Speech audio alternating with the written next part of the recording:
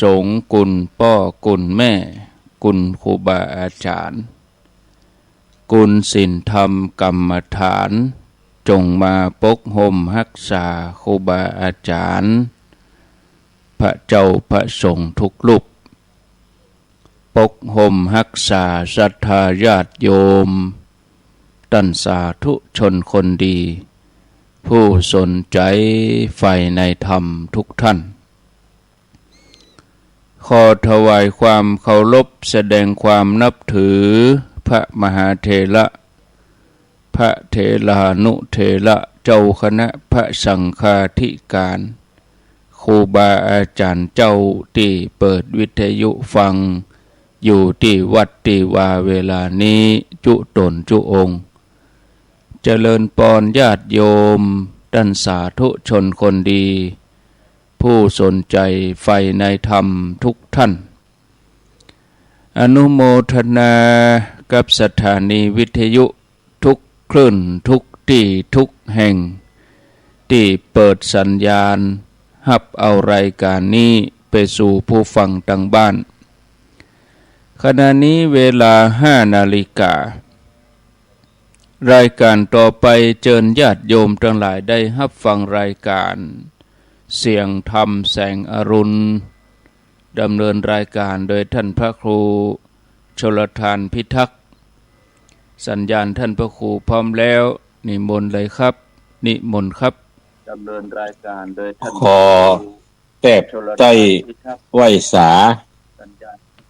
ในปุญญาปารมีธรรมของ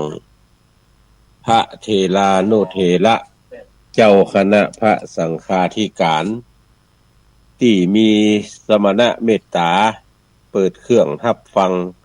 รายการเสียงธรรมแสงอรุณในวันนี้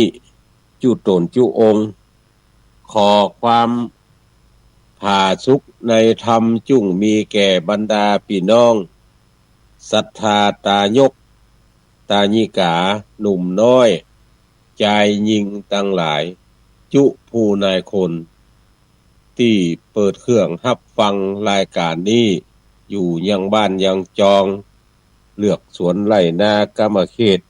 พระเตศบ้านเมืองจุหนจุแห่งบ่ว่าจะเป็นหมู่บ้านตำบลอำเภอจังหวัดใดก็ตาม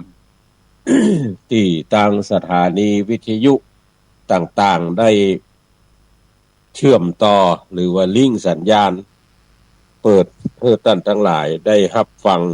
ในวันนี้เฮาท่านทั้งหลายมาปะกันในวันศุกร์ ที่28 พฤศจิกายนหลายผู้หลายคนก็กำลังเตรียมเข้าตอกดอกไม้เข้าป่าอาหารที่จะไปวัดไปวา ต่างๆเพราะวันนี้เป็นวันศีลเดือน3เหนือออก8ค่ำในวันนี้เพราะว่าบางวัดไปวัดสุดแรงสุดวาสาบางวัดก็ไปถึงเดือนยี่เพ็ง บางวัดก็ไปเฉพาะเข้าวาสาพอออกวาสาแล้วก็งดกิจกรรมต่างๆอื่นต้นว่าใส่บาตรฟังเทศน์ฟังธรรมบางที่นี่บ่ฟังธรรมแต่ใส่บาตรสุดแรงสุดวาสาก็เป็นบริบทของแต่ละชุมชนแต่ละวัดแต่ละวาไป ก็ปะกันวันนี้จะจักยาวเลยท่านทั้งหลาย2 ชั่วโมงรวดก็พอดีว่าทำจาดกเรื่องบัวหอมปันกาบ มันเหลือ2ผูกครวน6และผูกครวน7ก็จะได้น้อมนำมาเทศน์ให้ท่านทั้งหลายได้ฟังพระธรรมเทศนาในเรื่องบัวหอมปันกาบนี้เพิ่นเคยเอาเทศน์เมื่อ2525ก็คือนับได้43 ปีมีอายุกระดาษอายุลาน เปิ้นได้ก้อนใกล้ในเรื่องบัวหอมปันกาบโดยอาจารย์ท่านมหาทวีเขื่อนแก้วปรริญญาธรรม7ประโยคพมนี่เปิ้นได้จัดพิมพ์ขึ้นเมื่อปี2525บัดนี้ก็40กว่าปีมาละจะได้นำมาเทศนาให้ท่านทั้งหลายได้ยินได้ฟังก็จะฮืดจบในวันนี้เรื่องบัวหอมปันกาบนี่ส่วนเรื่องราวจะเป็นเชื้อใดนั่นก็ขอเชิญท่านทั้งหลายนิมนต์พระคุณเจ้าทุกรูปได้มีสมณะเมตตารับฟังตามสมควรแก่เวลาที่เพิ่นฮือใจในสถานีวิทยุสืบไป นะโมตัสสะภะคะวะโตอะระหะโตสัมมาสัมพุทธัสสะ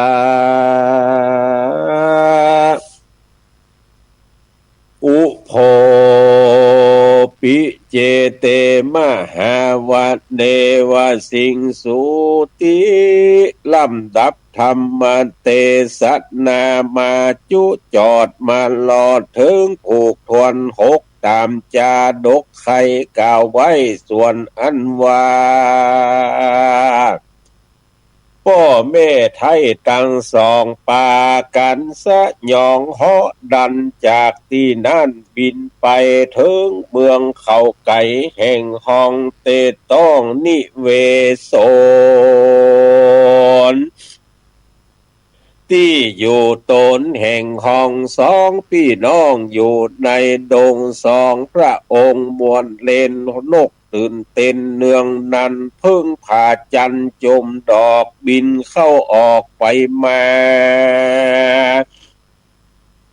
สองโสภาเล่นมวนบ่มีส่วนเครื่องสังสนุกม่วนงานจะใจตัดดอกไม้บนเกสีผัดดับดีย้อยแย้มสองฝ่ายแก้มมีหวานนะสองจอมทำโดนยิงสองมิ่งแก้วเสมอ สองมิ่งแก้วเสมอกันก็มีวันนั้นแหละนาศรัทธาสัพปัญโยตนเป็นโคอยู่เราจักตานเราถึงใจผ่านไปอยู่ดงดานพรากแม่เจ้าก็ได้แต่กึดเถิงบุญมาเติงจุจอดได้พบยอดมโนลาจัดตีเต้ไปมาก็คือได้จือดอกไม้บุพภาปะตุมมาปันกาบเหตุวันโลดปากนางหอมไข่ดงดอนแหล่งลาหอมบอดจ้ายิ่งกันทางส่วนนอพุทธทางนั้นเราได้พรากแม่เจ้าจอมควรเพื่อเต้าใจดำบาปไปจำเข้าป่าไม้แสวงหายังบุพภาบัวปันกาบมีอยู่ที่บราบวังไสเมืองคนไก่แหล่งลามีอยู่ขอบฟ้าหิมมาปานปุ้นและนาในเมื่อเจ้ากิตติกาได้พรากนา แม่ไทยนางก็มานั่งให้อยู่ตึงวันใจติดพันข้าคอยให้อยู่ตูบน้อยอะไรหายังบุตตาแห่งคานีพรากนาไปไก่แม่พอไผ่ก็สั่งมาบ่เหมือนเจ้าบ่เหมือนลูกเต้าสักคนนะลูกลักเตรียมตนแห่งคาเจ้าพรากนาไปไกลในดงไพรขอบฟ้ากาว่าลูกได้ไปได้ยังบัวกับและบัวคำกาว่าตกดำเขตค่ายผียักได้กุมจินอันเจริญ แม่เจ้าบุญเลอลำเปิงดังนี้แล้วโตนแม่แก้วกิตติกาก็มีวันนั้นแหละนะเจ้าก็มาฝ่ายน้ำตาร้องไห้หัวอกแม่กังไกดังเป็นผีได้สติดีก็มาเล็งพอขันเข้ามีหมอบบ่แนมกินกึดเถิงนาลินลูกน้อยฟ้ากาวทีถอยไข่จ้าล่ำลิล่ำไหลไปมาหาลูกเต่าว่าบัดนี้เล่าบ่หันภัยนางจอมใจก็โศกเศร้าเล็งหาลูกเต่าพอก้อยต่างตามาถังปากกาเส้นโตสัทธาอาหะสัทธาสัพปัญโยโตนเป็นคู่แก่โลกจักสำแดงอาโปกปาลีกาถาดีจื่นจ้อยพระยอดซอยเตสนาวากันหังธรรมังวิปาหาญะสุขังภาเวทะปันติโตดังนี้ภิกขเว ดูกันลาภิกขุทั้งหลายอันเป็นสายอาลิญะเจ้าบาปบอกเข้ามาหาตัดตันหาตัดตันหาเสียงขาดเมื่อเจ้าน้อยนากิตติกานอนในดงนาป่าไม้ก็บังเกิดใดยังกำฝันว่าจอมองค์ธรรมผู้เป็นเมให้พัดแผ่ไปมา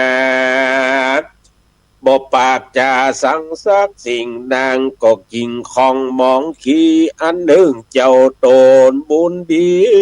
ใหญ่กว้างฝันว่าขี่จ้างเผือกดูเปล่า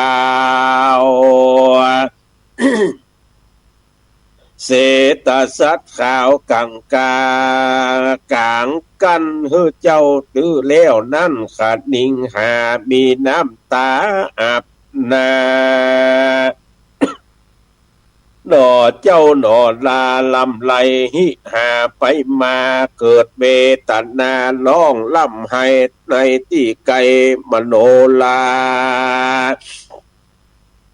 นางก็ตื่นขึ้นมา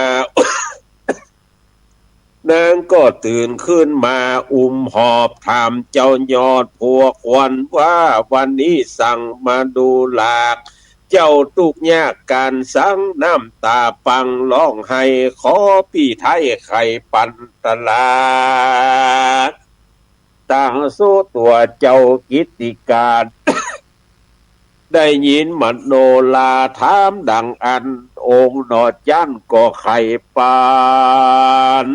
ตามกำฝันก่อนกีว่าพี่คืนนี้ฝันหันหาว่าแม่โศการ้องให้กองหาปีไทยจุคืนวันเมื่อเต้าใจดำยศมา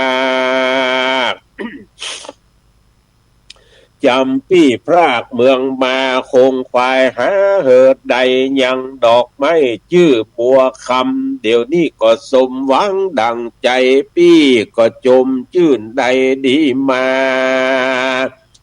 จักเอากัญญานาดน้องนีพรากห้องในดงนำเอาองค์น้องหลา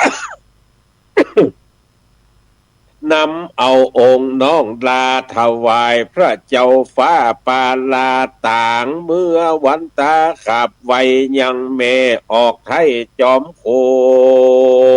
นเพราะว่าแม่ไข้หันลูกเต่าใดปัดภาคเจ้าเมินนานเมื่อนั้นตัวนางงามน้องไทยคือหากมาได้มโนลาได้ยินคำจ่าเจ้ากล่าวนางก็ฟังฟ้าวลีลาลุกแล้วก็มาช่วยนางน้องลาก็มาจำละกาญญาเสวยปูจัดนาหลายหลากของกินตั้งหลายหากมีมากันพัดตาเมียนแล้วสองดอกแก้วก็ดีลาเอากันไกกานี้จาก พรากที่หันเดินไปยามตะวันใสมืดเศร้า เอากันต้องเต้าเดินดอนเอากันนอนวางทำนอนอยู่หันสันติยิ้วบ่มีสังเกิดขึ้นนอนอยู่ปื้นหินผาที่นั่นนาผียักษ์ใหญ่นามชื่อไตติบพญาธรหันสองเจ้านอนอยู่หันตัวมันนั่นนึกกินหวานพ่อหอมกินนางมาตองปากนางนาดน้องหากหอมไปมันลวดมีใจไข้ใจลงจากปลายไม้เข้ามา หันสองขาพี่น้องนอนหลับพร้อมอยู่สันดีก็ถ้ามันมีก็เป่าเขาสองเจื่องเจ้าลวดลับไหลเมื่อบ่มีใจนอนตึงบ่ตื่นฟื้นกาดยามันก็เข้ามาที่ไก่อุ้มเอานางไทยมโนลาไปถึงลัทธาเมืองกวางที่อยู่สร้างของมันคืออยู่ในวังคุ้มน้อยนางยอดซอยอยู่คนเดียวมันหยอกเขียวผู้เล่นหมายบีบเล่นกาญญาเข้าหามโนลาบอดใดร้อนวู่ไม่เหมือนไฟฟืนหลายวันคืนเต้นนอนเต้านั่งกอดดอมได้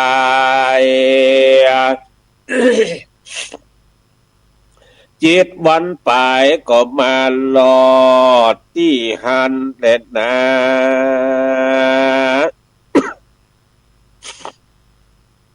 นางหนอจันก็ตื่นขึ้นมาบ่หันกิตติกาอยู่ไกลนางก็มาร้องล่ำให้ปัดปั่นไปมาว่าวิปากสั่งจาดังอีแต่ก่อนกี้นอนตัวกันบัดนี้ป้อยบ่หันนี้พระคือกูได้จากยังผัวนี่จาเมื่อคืนที่ว่า และลุงแจงแล้วโตนดอกแก้วกิตติกาบ่หันมาโนลาน้องไทยเจ้าก็กัดกั้งไกเวทนาหกแล่นไปมาปิกปอกตั้งวันโตกวันออกเนื้อไตเล่นเนื้อตามคุ้มเครือก็กลมพอบ่หันมีหม้อเกตตาโอ้ยไปไหนจ้าน้องแก้วไผ่ตะสะเววเอาไปยักจังไรในป่าผีสังล่าลักหลอน กาว่าติพพญาธรอยู่ฟ้าหันน้องลาก็กว่าเอาไปเต้าก็มีใจร้อนปานไฟไฟพระเผาลางเตื้อก็เต้าเนื้อดินโอกตันพิงพัดแผ่เสาะตุกแง่หินผาคุ้มน้ำนาพับจอดเสาะสอดแล้วบ่ปบบ่หันสาลีบัวคำเฮ้ยเจ้าปีข้าศึกวิมาตานพญาหันต่อหน้าปี้บ่ลืมกำผ้าแก้วอุดมพิว่าสัตว์มาผจญเอาใดล้างเลือดน้องไทยก็จักตกเนื้อดินโอยสายติปิงแห่งขานางไปลีนาอยู่หนใดและนาหรือว่านงไวจังปี้แล้วหนีกาดแก้วเดินจร ไปอุตุมปอนที่เก่าไปหาพ่อแม่เจ้าทั้งสองจะลือเมื่อนั้นเจ้าหลานอินกึดออกใดเถิงต้านไทยละสีเอาของดีพาเสดเกี่ยวลูกล้ำเลิศแก่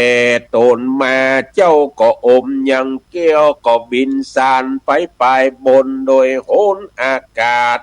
ไปเมืองโกราชอุตุมปอนยอพนมก่อนขับไว้ป้อเมไทยลาจา ไข่ขี่ยาตั้งแต่เก้าตลาบต่อเต้าเพลวปลายกันว่าลูกหายไปดังอันนางผู้แม่นั่นก็เวทนาสิเนหาในลูกลานางก็มาให้ต่อหน้าผัวโตนก้มหัวลงขับไว้ว่าลูกหลอดให้กูตายนางชมชายแว่นฟ้าลูกล่าอีแม่ยิงแปงคือไปนอนแฝงอยู่ไกลเป็นเมียตานไทยอยู่เมืองคนเอากันรัดดงปากกว้างป้อยพระคางหนีหายโอ้ยเตี้ยงจักตายบอกการตายเป็นซากอยู่หนใดฮือผัวเตรียมใจเป็นเจ้ารีบไต่เตาไปหายังทิดาลูกลาฮือได้หันนาทิดาแปลงแดเตออะทะโสลาจาตังสุโต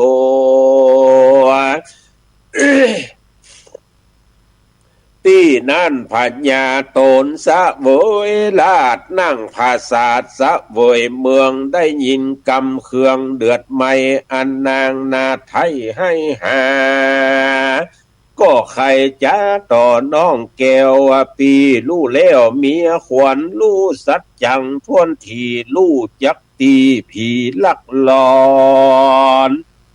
ติบพญาทอนใจกามันก็มาสอดลาหันสายใจลูกลามันก็กว่าเอาหนีไปจะแหละนาเอวังวัดตัวว่าอันแล้วโตนเต้าแก้วลาจาก็มีโกธาเครื่องเกียดใจร้อนเดือดในองค์มีอาจญาปงตุกแต่งคือรีบเล่นเร็วไวตั้งไปในและไปนอกฮือได้ออกมาปันฟูงชักกันสวกกาก็ฮือถือนาไม้และปืนยาปัดกันมาเคาะขอดฮือมาลอดตันกูฮือถือธนูและสินนาฏถือหอกดาบกับลาเอากันมาจุดาวฮือฟังฟ้าวเร็วปันแดเตอเตนะวักกะวักกาหุตัวอาคัตฉันติยามนั่นเขาก็มาที่ลงคุ้มลวงกันเป็นหมู่มาสะสู่ติดกันมีเสียงมีนันดังกองเหมือนฟ้าร้องเหมือนยามฝนเขาก็ลงจากห้องเมืองเต้ต้องอุตุมปอนปากันบินจอนขึ้นอากาศดูองค์อาจเปิงเปล่าหอกเลื่อมข่าวซิวแสดลอยผัดแดดดังฟ้าเมฆเกี่ยวไปมายามนั้นกษัตริย์ลาบุญลาผู้เป็นน้องลานำปนไปเวโหนจุจอดต่อเต้าลอดนาที่อยู่ติบพญาทรป่าดงดอนเหมือนจักเกือนเหมือนป่าเถื่อนจักเปปังส่วนติบพญาทร มันขวาดลู่ใดลอยผัวนาไทยมโนลาที่กูลักมาไว้นี่เขาหมู่นี่จางเสาะหาเอาโยธามาต่อมาก่อลบยังกูและนาว่าอันแล้วมันก็ร้องเสียงมีก้องนั้นมือเนืองนั้นเขาก็เอากันทุถากลิปนหากหลวงลายพ้องก็กายกับเป็ดเป็นยักษ์เหตุเข้ามาหามือถือผ่าลากับดาบจักลบผาฟันหัวลางพ้องมีตัวเต้าจ้างเขาก็ปังงางดังเขาควายมีลวงลายฮึกหยาบส่วนโตนเต้าลาดพญาทรมันบ่มองสวกกาเนละมีดฟ้าตกลงมา ใส่โยธาแห่งเจ้าส่วนนาหนอเนากษัตริลาเอาหอยสั่งมาเป่าแกมีฤทธิ์เดชแต่นักหนาหอกดาบตกลงมาบ่ถูกปืนมีลูกก็บ่ถูกต้องคนใดก็กลับหายไปนับเสียงยังบ่เมียนแต่ตนตัวดอพุทธองค์โตนวิเศษก็เอาค้อนติบเทพฟาดฟันบุบตีคือว่าของดีไม่แส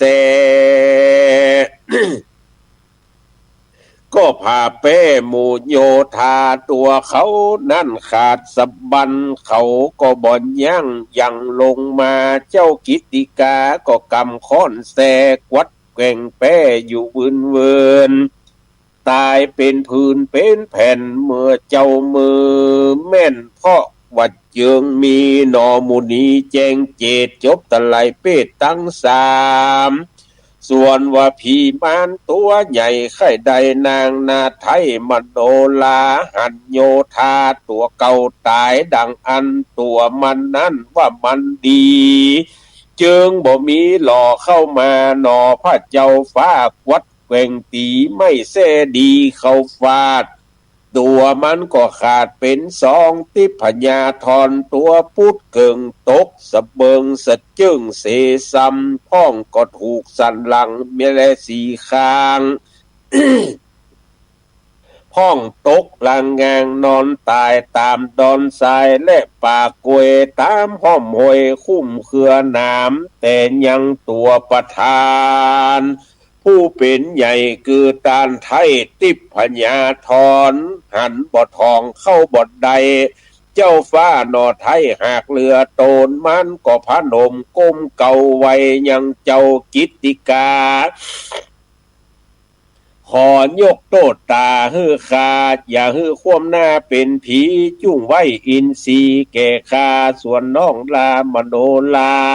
ข้าจักเอามาฮือเจ้าขอหนอเนาโพดพานีสาวสลีนาไทยข้าบอดได้ใกล้ตัวนางสบดสบานข้าก่อนรับใดเพราะนางนาไทยฮ้อนดังฟืนไฟ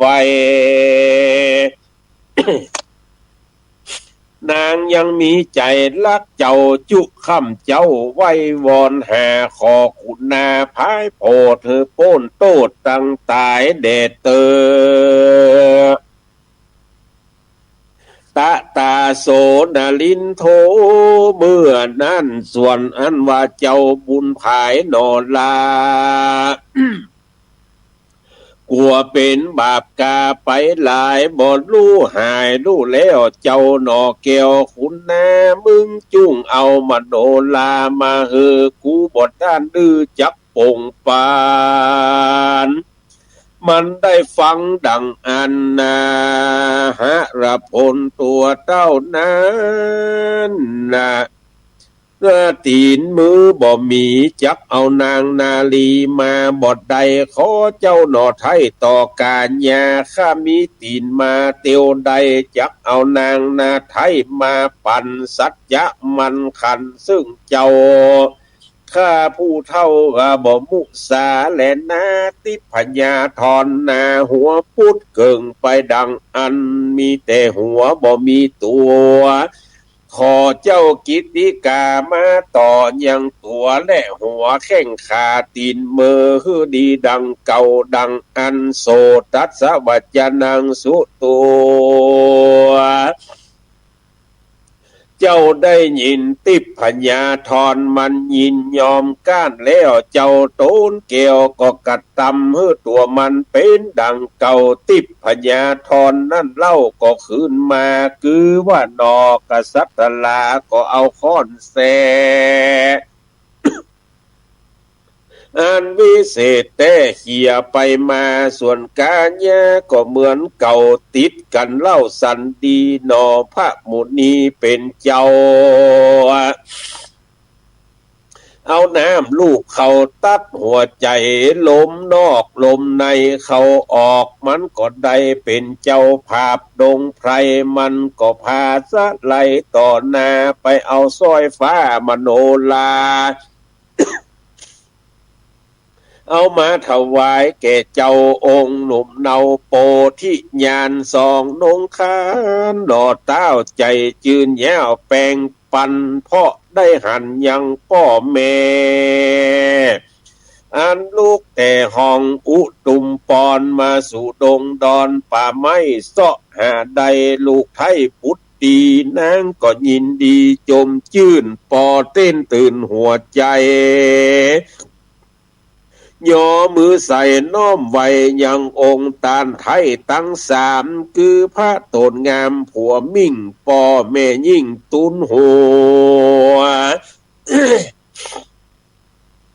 ตั้งตนตัวตั้งตนตัวขาบไว้ทวนไข่ใดปอสามตนตัวนางร้องให้ต่อปอเมไทยตั้งสองติพญาธรผู้ใหญ่ลักลูกไทยไปไก่คาบ่รู้ในตัวเก่าจริงจักใดพรากเจ้าผัวควรแค่บ่หวังจักใดปบป้อเมไทยตั้งสอง กับผัวเลี้ยงหมอนร่วมพาเพราะว่าใดพรากนาไปไกลหมายดับจิตใจเฮือขาดเพราะใดปัดภาคพ่อแม่และผัวโตน นางก็เลลนให้ต่อส่วนเมและพ่อแห่งองค์นางได้ยินกำผานดังอันบอดจ้างอดกันกำตุกใจน้ำตาก็มาไหลปังย้อยนาอุ้มหอบลูกลาไว้กับโตนจูบจมดมลูบเก่ากล่าวแต่เก้ากำมาว่ามโนลาลูกแก้วพิว่าลูกตายแล้วขาดจีวาพ่อแม่นี่นาบ่นาอยู่สร้างอกแตกมั่งตายตามอยู่ตุกผ่านหมัดไม่หาสุขบอดใดสักอันบัดนี้บุญปลายหลังช่วยเติมช่วยตุ่มแม่ก็ได้หอบสายที่ดา เมื่อตุกมีมาหายขาดเดี่ยวส่วนองค์หนอเกียวกษัตริย์ลาก็ขาบวันตาพ่อแม่ว่าคาเกเจ้าตั้งสองข้าตุนละอองขับไว้คือรู้ใดที่เป็นมาส่วนมารดาแห่งข้าก็กองหันนาอยู่จุวัน7 เดือนตันมาลอดนี้เมื่อข้าลูกนี่พรากหนีมาข้าจักอำลาพ่อแม่เป็นเจ้าจักไต่เต้าเมื่อใจแม่จอมใจแห่งข้าไก่ต่างนาปาลาพุ่นและพ่อเอ๋ยตั้งสู้ตัวเตปิลาจาโนพัญญาตั้งสองได้ยินเจ้าผู้ถอนขับไว้ในที่ใกล้อำลาบทจ้างจาก่าวห้ามจิ้งเต่าตาลพาสะไหลว่าเจ้าจักไปก็จุ่งปันลอดจุจอดเกี่ยวแม่ยอดสายตาส่วนกิติกาหนุ่มเนาอันจักต้องเต้าเตียวจรก็เรียกที่พญาธรผู้ใหญ่มาที่ใกล้เหลียวปันแล้วก็ไข่ปันกาวจีโยธาก่อนกีที่เขาตายเราก็ไข่พายโผดเธอป้นจากโตดโตสามีชีวิตมาดังเก่าโตนต้านเจ้าบุญนากันว่าไข่จะเต้านั้นแล้วเต้าผ่านเพวบุญพาย ก็เอาค้อนแสหวายเล่มน้อยหมูติกาดก้อย นอนตายเอาตังปลายไม่จี้ตายก่อนจี้ก็ตื่นคืนมาแล้วก็เอายามาโหดหาบอินตาที่ลาดโป่งปันแล้วก็อ้อหอยสั่งมาเป่าใดชีวิตเก่าคืนมายามนั่นปิตามารดาออกเจ้าเอากันไต่เต้ายังยายหลีปนหลายบ่อนน้อยสุภาษาซอยที่กูหาพระพิตาที่ราชก็ฮือโอวาทปันปอนงาม ว่าตนนางงามลูกลากับพระเจ้าฟ้าเคยเมืองคือลุ่งเรืองเข้มกราคนลูกลาสามานคือมาวอนวานน้อมขาบปัวแต่อำนาจลูกเคยกูฝูงสัตว์โลอย่าต่อตาเนื้อไปถึงบ้านถึงเมืองเร็วปันสุขังปันลังจุ่งกุมเทาเป็นเจ้าแก่ปัจจาแดเตอเอวังบุเตเมื่อพญาตังสองปอนดังนี้แล้วส่วนว่าลูกแก้วตังสองน้ำตานองไหลหลังอกแก้นกั้งเววาเจ้าก็ย่อหัตถาขึ้นตั้งเก่ารับปอนพ่อแม่เจ้าตั้งสองก็มีวันด้านบ่ญาจะเล่นนาภิกขเวดูกัดลาภิกขุทั้งหลายในเมื่อพญาอุตุมปอนตนองค์อาจบินสู่อากาศกลางหาวก็ดูเปิงเป่าวิลาดเหลื่อมมาบต่อตาส่วนเจ้ากิติกาบุญกวางจากับกู้คางเมียแปลงว่าแก้วดวงแสงเมียมิงลักคอนคิงสุดหัวใจเราจับไปเมืองกวางไปอยู่สร้างเมืองงามพี่จักวอนวานขับใบยังเต้ปะไทยตังลายฮือมาพายมาโผดตังไก่แสนโยดเป็นตลาฮือป่าเลาลาไปตังอากาศ อย่าฮือขาดเสียไหนแดดเตอว่าอันแล้วเจ้าหนอเกวก็อธิษฐานไว้วอนวานจะใจกล่าวไว้เป็นกาถาว่าสุนันตุพนโต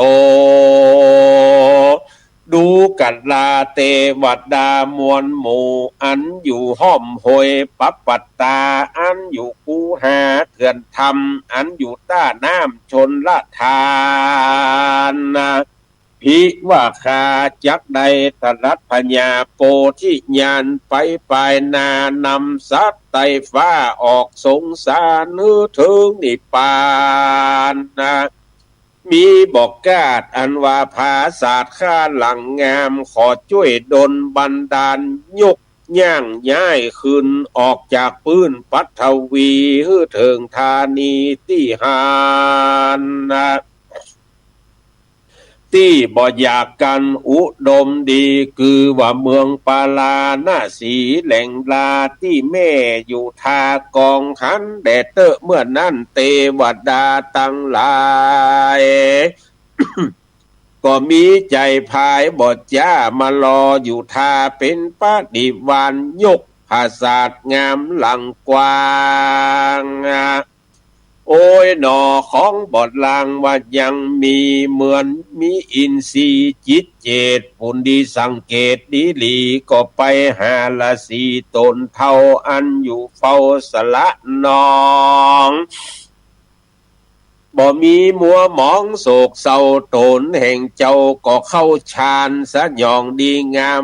วาดเข้าสู่ภาษาสองสะดีทำกรรมดีท่วนทีใครรู้ที่เป็นมาสองกษัตลาก็กล่าวแล้วเฮอตนแก้วละสีลู่จุปการละสีก็ปั่นปอนแงมือสองเจ้าว่าเฮอสุกเตี้ยงเต้าตีคาอย่ามีโลกาเกิดไก่เจ็บเมื่อยป่วยไข้ก็อย่าได้มาปานเมื่อปั่นปอนงามฮือดังอันเจ้าหนอจันก็ไก่กามาหาตาภาษาโตนึงเล่านบขับเก้าวันตีปั่นปอนดีแล้วเจ้าก็กากาดแก้วนีลาเอากันมาจุจอดมาลอดห้องชื่อเลี้ยวแสง เจ้าร้องกำแรงองอาจอยู่อากาศร้องเรียกหาหยาดน้ำตกมาแต่อากาศส่วนนางน้อยนาดเลี้ยวแสงพอกอยแยงหาเจ้ารู้ว่าเป็นผัวเก่าสะยองมานางกัญญาน้อยหนอก็เข้าไปไวป้อแห่งโตนนบ หัวลงกลมเก่าว่าป้อเป็นเจ้าจุ้งวางปันบัดนี้ส่วนผัวขวัญแห่งคา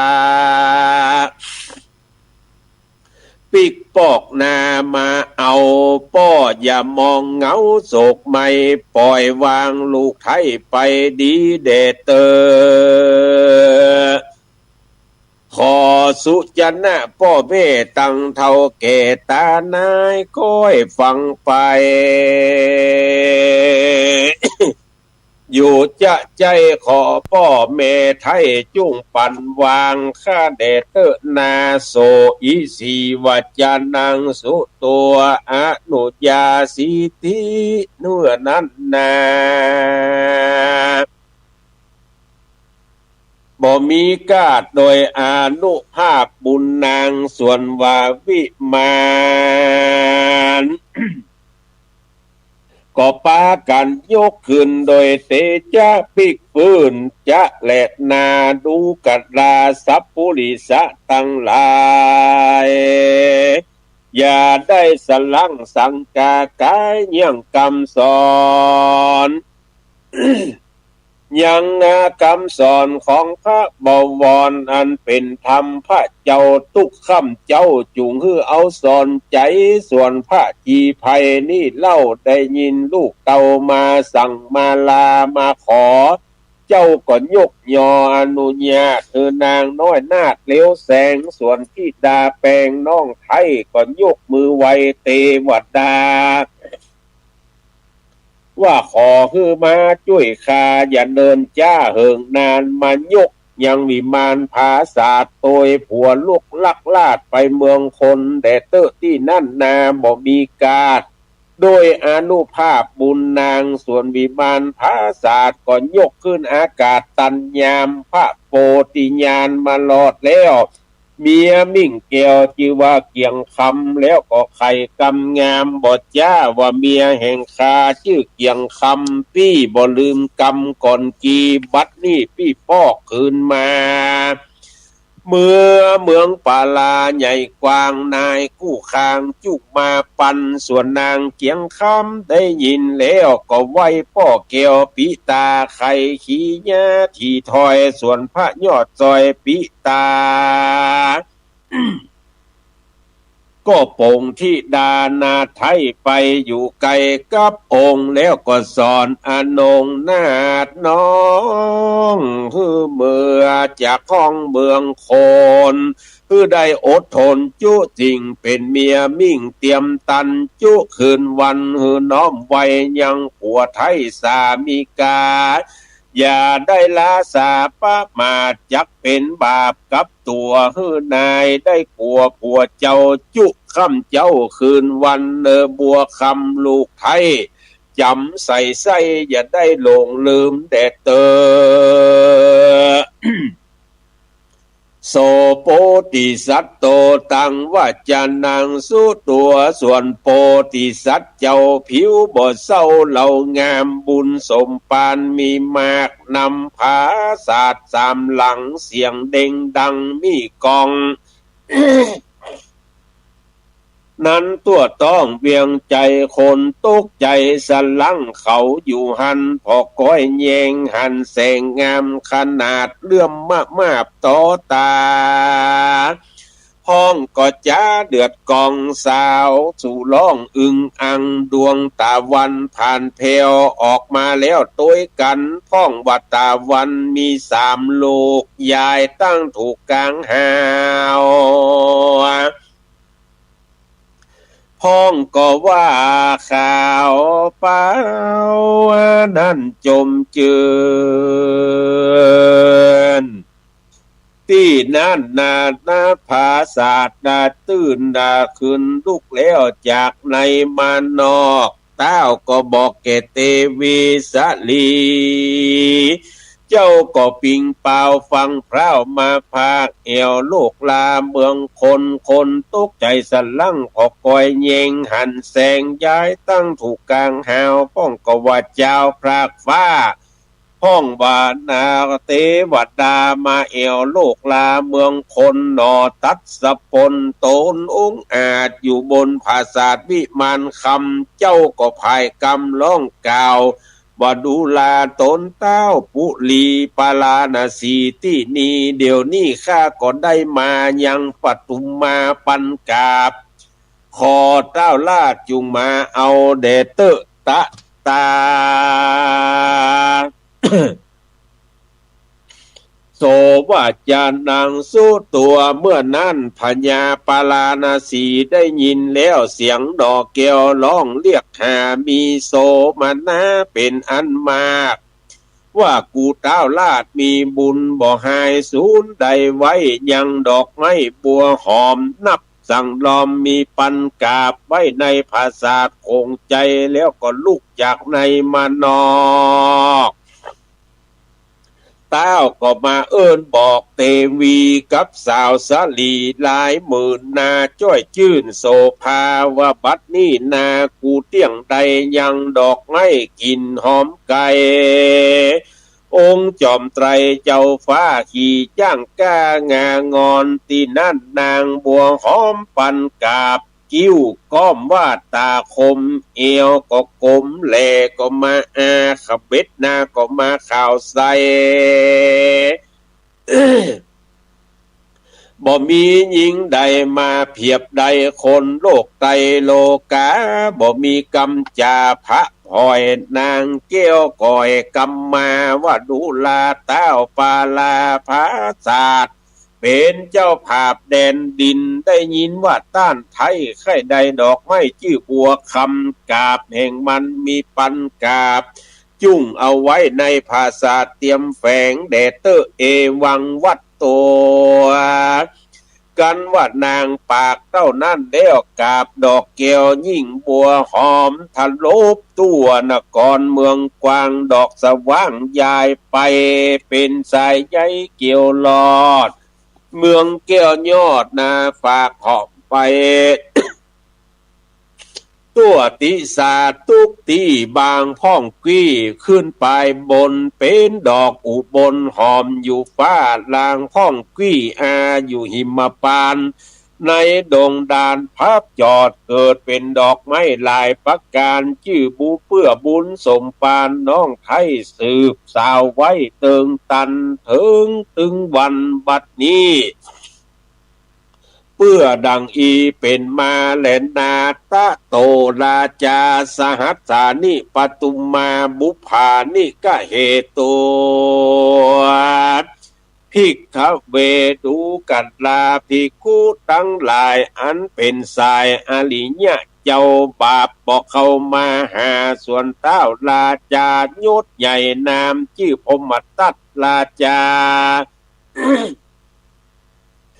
หมายเอาปทุมมาปันกาบอันออกมาแต่ปากสาวสาลีเต้ายินดีบ่เศร้านางหนุ่มเนาเผยตัวมานางมโนลาเนื้ออ่อนข่าวจะจ้อนสีใสเป็นฟ้องไฟลุกเอาโตนเต้าเจ้าลาจามีตัณหาเดือดไหมอยู่บทใดสันมัวเมาจับตั้งตัวก็บทใดตกจากจ้างใหญ่เพวดินลวดบทต้วงติงอาปากมรณะตายไปเป็นแต่ใจไข้คา แม่ลูกกำพร้าทั้งสองจิตเศร้ามองไปเกิดเอากำเนิดเอาเวจีเสวยทุกมีใจจ้ากำบาปกามาตันตายละจุอันจุสิ่งละเมียมิ่งจานยาหัดขี่อัศสาจ้างม้าฝูงหมู่ฆ่ายิงใจคนหลวงหลายใหญ่น้อยบ้านเมืองเป็นถ้อยละลายลวงคนตั้งมวลหลายหลากไพรฟ้าหากเต็มเมืองยศสักเหลืองจุดาวร้อยเอ็ดเต้าขาบตุนถวายเมื่อนั่นคนตั้งหลายลูกเต่ามีเสนาเก้าเป็นประธานจักส่งสการเต้าไทยเป็นการใหญ่ไข่ใด7 วันพร้อมจุอันจุสิ่งเข้าน้ำยิ่งอาหารเครื่องของตาลมีมากบ่ฮือกาดจากโบราณส่งสการเต้าเจ้าตามแบบเบามีมาว่านั่นแหละนาตะโตปัฏฐาญะสัพเปจนาเอกโตอาคันตัวแรกแต่นั่นไปเมื่อนาฝูงไพร่ฟ้าปัจจาเขาก็มาจาสุขสาว่าเต้าใจบาปปาลาใจเปิ้นใจเปิ้นไปหาดอกไม้ไก่บ่ใจไก่โป้นพมานในหิมปานป่ากวางเมื่อใดสมอ้างปามมาโตนพญาบุญกวางตายตกย่างอยู่เหนือดินเขาก็ยินชื่นสู่ว่าขอเราจุงลู่เวนตันขอฮื้อจำทีถอยหันตานก้อยอย่าดูแควนอ่อนในแตงแข่งในเวนเราบาปเกณฑ์เวนบาปเกณฑ์ถึงตัว กับนายนัวชื่อใดหันงัวปีก็ไข้คาหันปอก้าไข้บาปไข้ใหม่นึกในใจคนเทาวันผูกเมื่อเจ้าลางจักตายบ่ตันกินง่ายตัวตายก่อน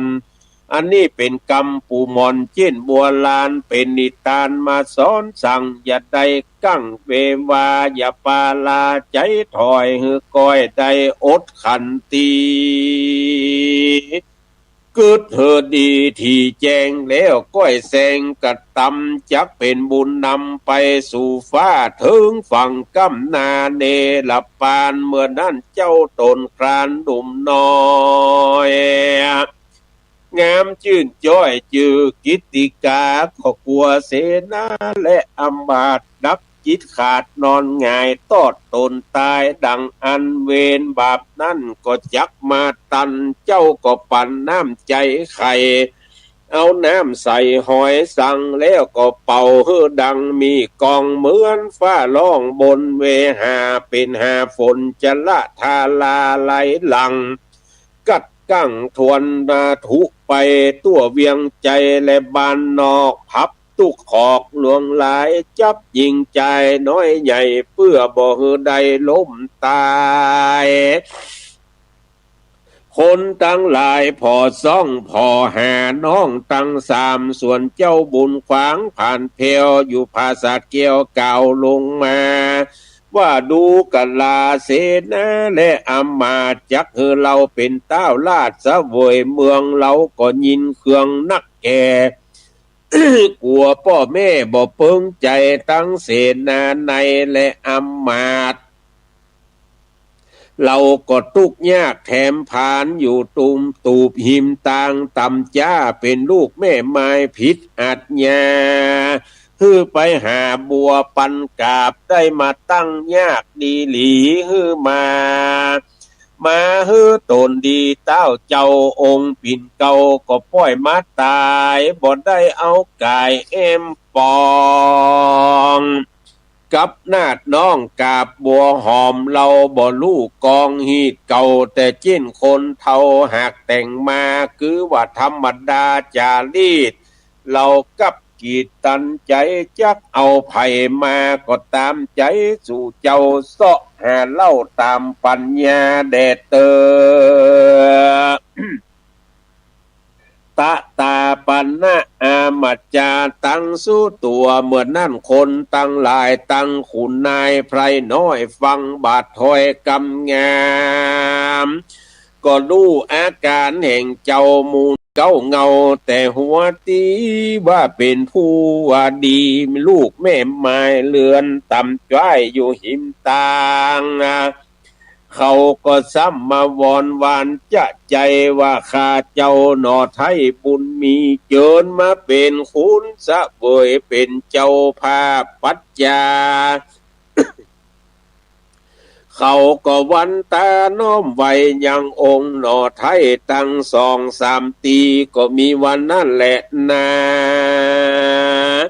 โสโปติสัตโตอามัจเจหิอาจิโตส่วนว่าโปติสัตเจ้าได้ยินเสนาเก้าอาราธนาเจ้าก็คุณนาแก่ไพรน้อยหมู่คาค้อยและเสนาเจ้าก็ลงมาจากอากาศพร้อมภาษาทั้ง3หลังเขาก็อัศจรรย์เป็นอันมาก 3นางนั้นหากโสภาอภิรูปาแต่ใส่ไผบ่เพียบใดสักคนเมืองตังโขงแหล่งไหลวันตกออกไตเล่นเนื้อก็บ่หันมีจักงามดีดังอีงามพี่ลี่เหมือนอินแปงเขาก็พอก้อยแยงที่ไกยกมือไหวสาธุสั่งมางามเหลือขนาดอยู่กับเจ้าน้อยนาฏกิติกาคือเป็นพญาภาพเจ้าเป็นใหญ่เนากว่าฟูงโคนส่วนนอตัดสะพลตนบุญแก่กึดถึงแม่จุวันมาอะไรหาบ่จ้าน้ำตาอาบหน้าอยู่ตั้งวันได้กินกาดีลำคาบเขาเหมือนยาจุกเป่าปีจุกอยู่เป่าบอกกินสั่งได้อยู่หอคำนั่งจ้างเหมือนอยู่ป่ากว้างดงนาขันนิงหาจะใจ ยังแม่ออกไทยจุวันมาจิ้งแต่งตุ๊ดตาคือมาเฝ้ามาเจิญแม่เจ้าไปปันส่วนนางจอมขวัญแม่ไทยหันคนใจเข้ามาหานางยินสังกาสัตลังส่วนคนใจนั่นก็ตุนความว่าแม่องค์คานนางที่ไวบัดนี่ลูกแม่ไทยกิติกาก็ใจตู่ข้ามาขับไวอังเจิญแม่ไทยไปปันไปอยู่ในวังคุ้มน้อยอยู่ภาษาซอยกับโดยกันนางได้ฟังดังอันแล้วนางแม่เกียวก็ลีลานี้จากเกหาตูบน้อยนางก็มากล่าวทีถ้อยอำลา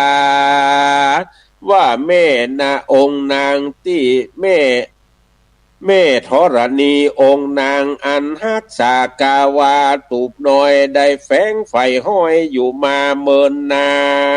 น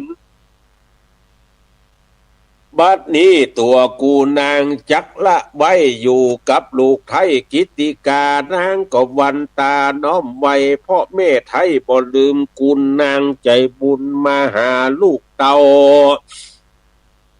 กล่าวแต่เก้าภาษาไหลนางล่ำไหลออกเขากำแขนลูกเต่ากิติกาลูกซ้ายลูกขวาหลังแหล่โอยลูกลักแม่ไปไกลตกดงไพรขอบฟ้าบ่หวังหันนาซ้ำปอ2บัดนี้บุญเถิงท้องรอดแล้วได้พบลูกแก้วเตรียมใจอกภายในเมจิ้งสว่างเหมือนออกจากวางดอยหิน แม่บ่ยินโศกเศร้าขอฮือลูกเต่าปุตตามีเตจาเข้มกาไตลุ่มฟ้าขาบวอนขอเดเตตะโตเสนาโยที่นั่นเสนาตั้งหลายอันยังยายเป็นถอยตั้งใหญ่น้อยอยู่เดืองนานันเนืองได้ลึกนามเมืองเป่งเจ้าเขาก็สร้างแสงเหล่าแต่งขันบายสีแปลงขันดีใส่ดอกเข้าตอกใส่เนื้อขันน้ำอบน้ำจันหอมเหินปุ่นดีจื่นเอาใจวันเบงก็มาหมดใส่วันไตก็มาโปดปอดได้เจ้ายอดพญาวันเขาก็เอากันมาอาเนกอนันต์อภิเษกเจ้ากิติกาเบิกนามาแถมใหม่เป็นเจ้าใหญ่ในรัฐาชื่อว่าพญากิตินรินตาว่าอันเต้าตนนั่นก็เปิงโกนแผ่นดินตั้งมวลทวนทีตี ตั้งสี่ภาพคนเดียวเมื่อเจ้าตาเขียวได้เป็นใหญ่หัวเมืองไก่และไก่ก็นำมายังปันนาการของฝากเข้าของมากนาคือว่าวัดถาเสื้อผ้าของเครื่องแง่เงินคำเจ้าก็ตามทำเตียวไตตาลฝากไว้ลวดจำศีลเล่าก็บอกกินสัตว์ก็บอกคาบ่ลักร่วมพาเมียไผ่บ่มีใจกดเลวบิดเบี่ยงเบลมุสาปัญจศีลาตั้งห้าเส้นบลีกเว้นในตนกระทำการกุศลไปใจบ่ละขาดใดสักวันกันว่ามั่งปัญจขันธ์ตั้งแหก็ได้ไปเกิดในจันฟ้าตุสิตาก็มีวันนั้นแหละนา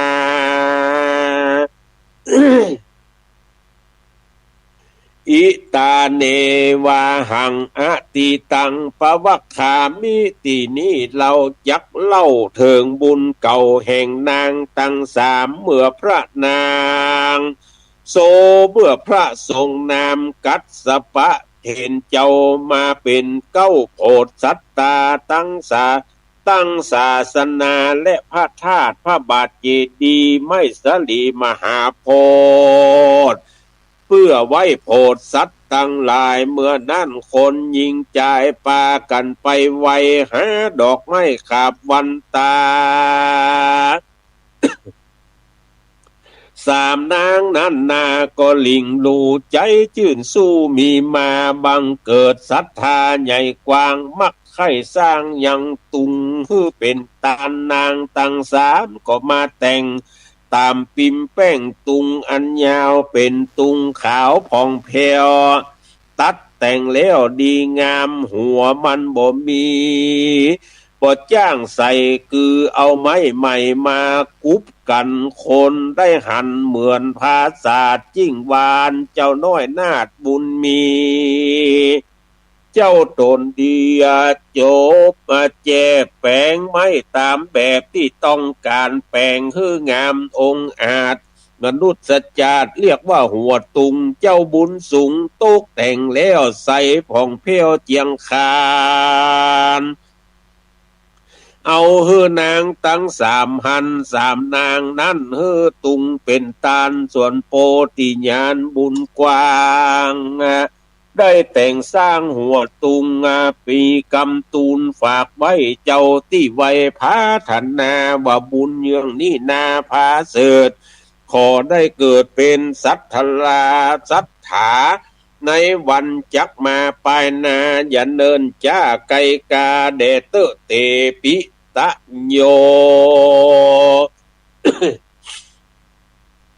ส่วนว่านางตั้งสามตัวดงลามผู้ปี้ได้ยอมือตั้งพาธนาว่าคานี้กูนากัวได้เกิดมาเอากำเนิดเมืองคน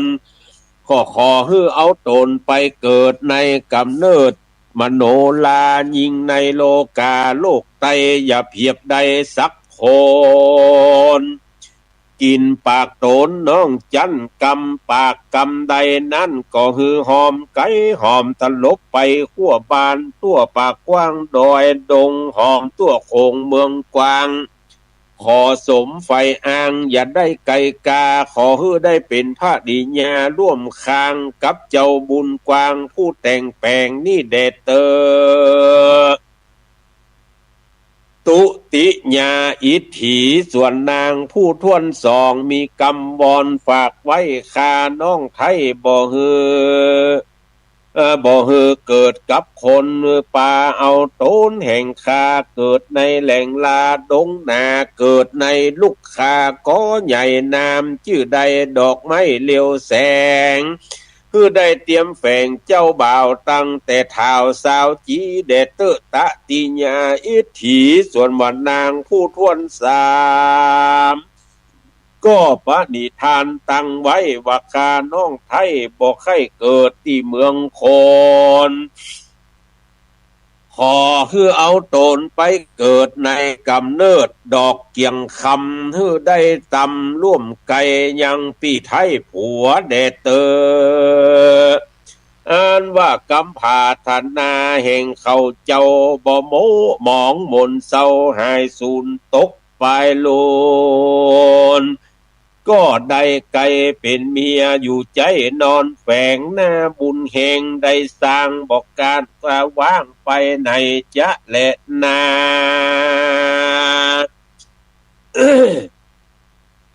ศรัทธาสัพปัญโยพระพุทธเจ้าโตนเป็นปิ่นเงาในโลกาติสนายังพลาอันกว้างอันคนได้สร้างตุงตานผู้ใดมีใจบานกึดใดตานตุงไว้ในศาสนาเถิงป่าเวนีมาจอดจำตานวันอื่นนั่นก็ตึงดี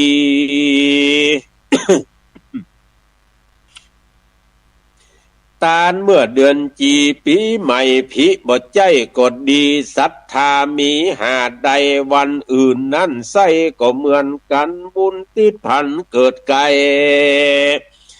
ที่ถอยไล่บทใดหันแหลดนาพิกเวดูกัดลาภิกขุทั้งหลายส่วนวัดเทวัดตัดผู้ใจกา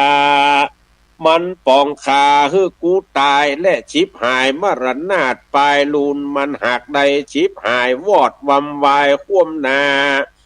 เข้าสู่ป่าจ้าเป็นผีก็หากมีมาดังอีเหมือนกาวจี้มานี่แหละนาศรัทธาอิ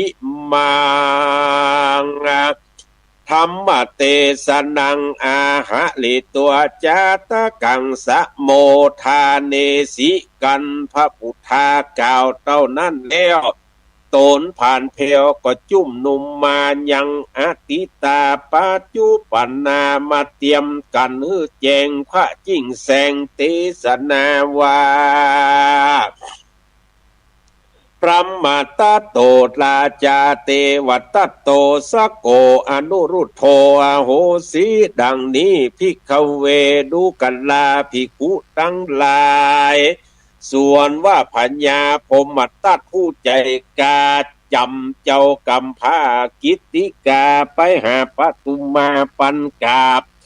เสียบาปอันนั้นมาตันตัวแห่งมันก็กวนลางดินตกจากหลังจ้างตากง่ายเต้านอนง่ายกลางป่าวันนั้นคือหากมาได้เตวตัดในกาละบัดนี้แลอินโตจะส่วนอันว่าอินตาธิราชเป็นเจ้าภาพสองสวรรค์เอาหอยสั่งมาฮือเจ้าองค์หนอเนากิตติกาวันนั้นนาคือหากมาได้องค์ที่ไวอนุรุตเถนในกาละบัดนี้แลนางมโนลาผู้เป็นลูกลาได้มาร่วมพาดกับเจ้ากิตติกาวันนั้นคือหากมาได้นางยะโสธลาปิมปางามแง่ผู้เป็นแม่เจ้าลาหุละเทนในกาละบัดนี้ปัญญาจะและนามาตาปิตาอันว่าพ่อแม่แห่งเจ้ากิตติกาวันนั้นคือหากมาได้พ่อแม่ออกไทยตถาคตะในกาละบัดนี้แดเสสาปลิสาส่วนปลิสัตฝูงเศษสะลอเหลือกว่านั้นคือหากมาได้บริษัทตั้งสี่จัดทวนที่มีภิกขุนีอุปาสกะอุปาสิกาแห่งพระศรัทธา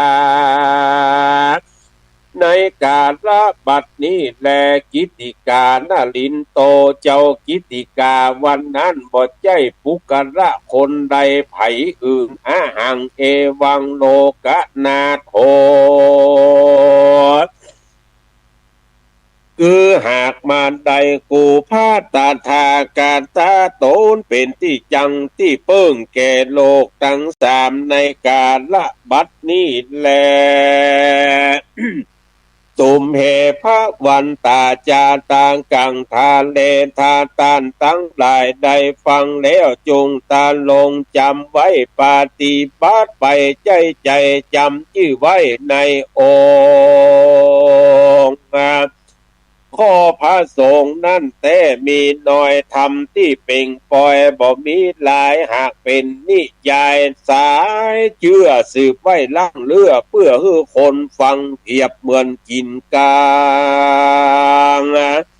ยังลูกไม่เราเลือกใดที่ควรกินบอกว่าใจยิงเท่าแก่เลือกกินแต่ภายในกิ่งก้านปีใบเปลือกเลือกขว้างได้ตุ่มไปอุปมาดังอ่าน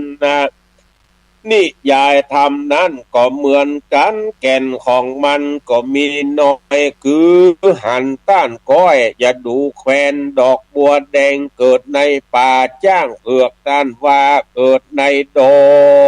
ง พิว่าดูแควนขนดังอันอายุหมิ่นสันปันตายต้านตั้งหลายก็ดูได้เหมือนเต้าบาปใบพรมมาตัดลาจาหันน้ำมานางมโนลาบอดใดไก่ดินตกจ้างใหญ่รวดเลยตายนี่เป็นเครื่องหมายหันตอนนาเพื่อใจหยาบจ้าตาลุนจะแหลดนาตุมเฮอันว่าต้านตั้งหลายทาเลทะยุ่งกระดงจำไว้เตี้ยงจักใดทุกสามประการมีนิพพานเป็นที่แล้วบ่ญาจะและนานิทิตังขีญา อันเตเตสัตนายังทำดวงชื่อว่าบัวหอมปันกาบผูกทวนหกและผูกทวนเจ็ดก็บังโกมโสมเลศสเดท่านพี่น้องศรัทธาตายกตาญิกาทั้งหลายก็ได้ฟังพระธรรมเทศนาเรื่องบัวหอมปันกาบปลูกทวนหกปลูกทวนเจ็ดก็ใช้เวลา1 ชั่วโมงเต็มที่เตทำถึง2ผูกนี่ฮือตั้นทั้งหลายได้ยินได้ฟังขณะนี้เวลา6:13 นาทีตะกี้ได้เริ่มเทศนาธรรม5:13 นาทีก็เป็นอันว่า1 ชั่วโมงเต็มบัวละมวลทำถึง2ผูกนี่ก็จบลงไปในธรรมเรื่องบัวหอมปันกาบวันศุกร์หน้าก็จะได้เอาธรรมเรื่องใหม่มาเทศนาคือท่านทั้งหลายได้ฟังต่อไปแถมดังนั้น การฟังพระธรรมเทศนาแบบพื้นเมืองเนี่ยท่านทั้งหลายต้องฟังแบบติดต่อกันผูก1แล้วผูก2ผูก2แล้วผูก3ผูก4ผูก5 6 7 8 9เป็นต้นไปอย่างเงี้ยทัดกันไปถึงจะได้อรรถรสในการติดตามเนื้อหาสาระของพระธรรมเทศนาที่บัณฑิตนักปราชญ์ทั้งหลายได้ก้อนไกตกแต่งได้เป็นธรรมพื้นเมืองแบบพื้นเมืองโดยใจลักษณ์ภาษาฉันทลักษณ์ต่างๆก็ขีดเขียนเอาไว้แล้วให้ตุเจ้าพระเนนได้เทศนาไปตามเนื้อหาสาระตามอักขระเปลี่ยนชนะที่เพิ่นได้พากันกิตนาขึ้นก็จะได้อรรถรสในการฟังพระธรรมเทศนาตะกี้ตุลุงยองได้อู้จ่าถึงงานที่วัดปากตางเจริญวันที่11 ธันวาคมวันที่11นี่เป็นวันพฤหัสบดีที่11 ธันวาคมก็ตั้งท่านอาจารย์พระครูพิวัฒนวิกรมรองเจ้าคณะอำเภอดอยหล่อตุเจ้าหลวงวัดปากตางเจริญพร้อมกับด้วยศรัทธาวัดปากตางเจริญรัฐรัฐทัดใกล้ก็จักได้จัดงานทำบุญประเพณีส่งน้ำพระธาตุเจดีย์ซึ่งได้สร้างไว้หลายปีในงานนี้ก็เริ่มตั้งแต่ตอนเจ้าเป็นต้นไปตอนเจ้ามืดนี่ก็จะมีการจัดเตรียมสถานที่เข้าป่าอาหารการจัดเตรียม วัตถุบริขารของกินของทานทั้งหลายเอาไว้เตรียมไว้ล่วงหน้าในตอนเจ้ามืดเป็นต้นมาถึงเวลา9 โมงครึ่ง 09.30 นเนี่ยก็จะมีพิธีทำบุญสืบโหราจตาคือผู้ที่ไปร่วมกินร่วมทานได้ไปอนุโมทนาด้วยกันแล้วก็10 โมงครึ่งเมื่อสูตรโยโกห้องทำกิจกรรมเจื้ออื่นเรียบร้อยแล้วก็จะยกกินยอตานหัววัดหัววาอารามต่างๆที่ได้อาราธนาจ่าเติงกันเนี่ยก็จะได้ยกกินยอตานเครื่องกินครัวตานเฮอเปิ้นในเวลา11 โมงก็จะได้ถวายภัตตาหารเพลพระสงฆ์องค์เนนที่ไปร่วมกินหอมตานด้วยกันตอนนี้ไผจะแปลงเข้าป่าอาหารไปออกโรงทานเอาไปจุจอดฮอดเป็นอาหารเพลด้วยกันก็ได้เด้อแล้วเวลาบ่ายโมง 13.00 นจะมีประเพณีการแข่งกองหลวงซึ่งการจัดงานแข่งกองหลวงเนี่ยบ่ให้บัดดีบ่มีภัยตั้งใดจะทำกันเพราะว่ามันการขนย้ายลำบากเพราะเป็นของใหญ่แต่ถ้าเทียบกับสมัยก่อนนี้มีกระล้อลากไปบัดเดี๋ยวนี้ยกขึ้นใส่ล้อรถ มีลมภายในเอาไปไหนก็ได้แต่จะไปให้มันตกมงตกอย่างนักลำไปเพราะภายในกล่องบัดเดี๋ยวมันตกแต่งธรรมดาโดยขี้เลื่อยกับกาวเอาไปตกแต่งภายในตอมก้นใหญ่แล้วบ่ใหญ่เตื้อ มือมันเบอออกเป็นเพลอว่ะจริงๆแล้วกล่องมันก็ออกกะหูมันตานะมันบ่ได้เกี่ยวกับเพลอแต่ว่ามันงามมันคือนี่แหละก็จริงตกแต่งกันเวลาตกมงกำนี่ถ้ากาวมันวะไปก็หมดท่าละอันนี้คือการแข่งกองหลวงสมัยก่อนนี้โอ้แข่งกองหลวงกันนี่ม่วนนั่งฟังกันตั้งหลังมันบ่ได้ตีเอาอย่างบ่เดียวมันตีกันเมิ้นแต่ก่อนตีกองนี่บ่เดียวนี้มันเข้ากำ4 แกนแลกกันหมอนี่แล้วมาหุ้มกันแล้วก็เอาออกสลับกันแฮมสลับกันขึ้นสลับกันลอกคนบ่เดียวฟังเอาเสียงถ้าฟังจ้างก็ม่วนถ้าฟังบ่จ้างก็จะบ่ม่วนอันอย่างฮู้ตึงๆทั้งๆบ่ได้ยินนี่สักอย่างตุ้มๆต่ำๆอย่างฮู้อันนี้มันบ่หุมกองอย่างคนบ่หุมบอกไฟเนี่ยอันอย่างมั่วขึ้นจ้าๆเท่ๆมีก็ควรบอกไฟดอกก็มีกับไฟบ่หันนี่สักอย่างมันบ่หุมถ้าคนหุมเนี่ยมันจะพอม่วนอย่างเปิ้นคนหุมกลมเนี่ยแงนง่าอยู่หั่นน่ะมันบ่ปวดลำคอลำเคอเนี่ยพอเอาจนพุ่นน่ะสีสายบาภาพมันเสี่ยงถ้าเป็นเมื่อวันนี่ก็พอจนเครื่องบินก็อันหยังก็ออกจนเสี่ยงจนซ้ำควนสีก็แข่งกองก็เหมือนกัน ประเดี๋ยวนี้มันบ่พอมีศิปกูลบุญยันอย่างแต่ก่อนล่ะแต่ก่อนนี้โอ้บางเทื่อนี่กองจัดดังอ่ะแต่ว่าการกถา การกถาคนสมัยก่อนนี่แกะจ่าที่โอ่งมือตัวเก่าเพิ่นก็ได้เอากองว่ากู้แข่งขึ้นแล้วบอกกำ4อีน่ะของตัวเก่าก็มีในฮะเป็น1ใน4เอาจ่ากองเพิ่นทำด้วยข้าวเหนียวก็มีข้าวหนมเส้นก็มีศูนย์กับขี้เต้าบัดเดี๋ยวนี้มันปัจจัยอย่างอันละมันเป็นจ่าวิทยาศาสตร์ไปนักติดดีเหมือนกันก็ตีไปสักกรรมก็ออกเหมือนกันคนแต่ก่อนนี่เอาขี้จ่ามาตาโอ่งมือตัวเก่าแล้วนั่งฟังตั้งหลังเพ่โอ้กองกู้แข่งมันดังเลยเขาฮะน่ะใจศิปกูลละแล้วนึกหาเทวบุตรเทวดาเอามือเบื้องขวาแกะขี้จ่าติดโอ่งมือเบื้องซ้ายแกะออกว่ากระถาตัวแกะออกว่ากระถาตัวกองกู้แข่งพวกนั้นบ่กองตีกำนี่จาวะทั้งหน้าว่านี่ใจศิปกูลบุญยันอย่างเดียวกันบางคนนี่ เปิ้นห้องอย่างลิธีแก่กล้าลกเส้นผมตัวเก่ามา 2-3 เส้นเอามาขอดเอามาวางองค์มือตัวเก่า แล้วเป่าไปคือมันไปขำอยู่ในหูต่อกองน่ะหมูนี่เก่งสมัยก่อน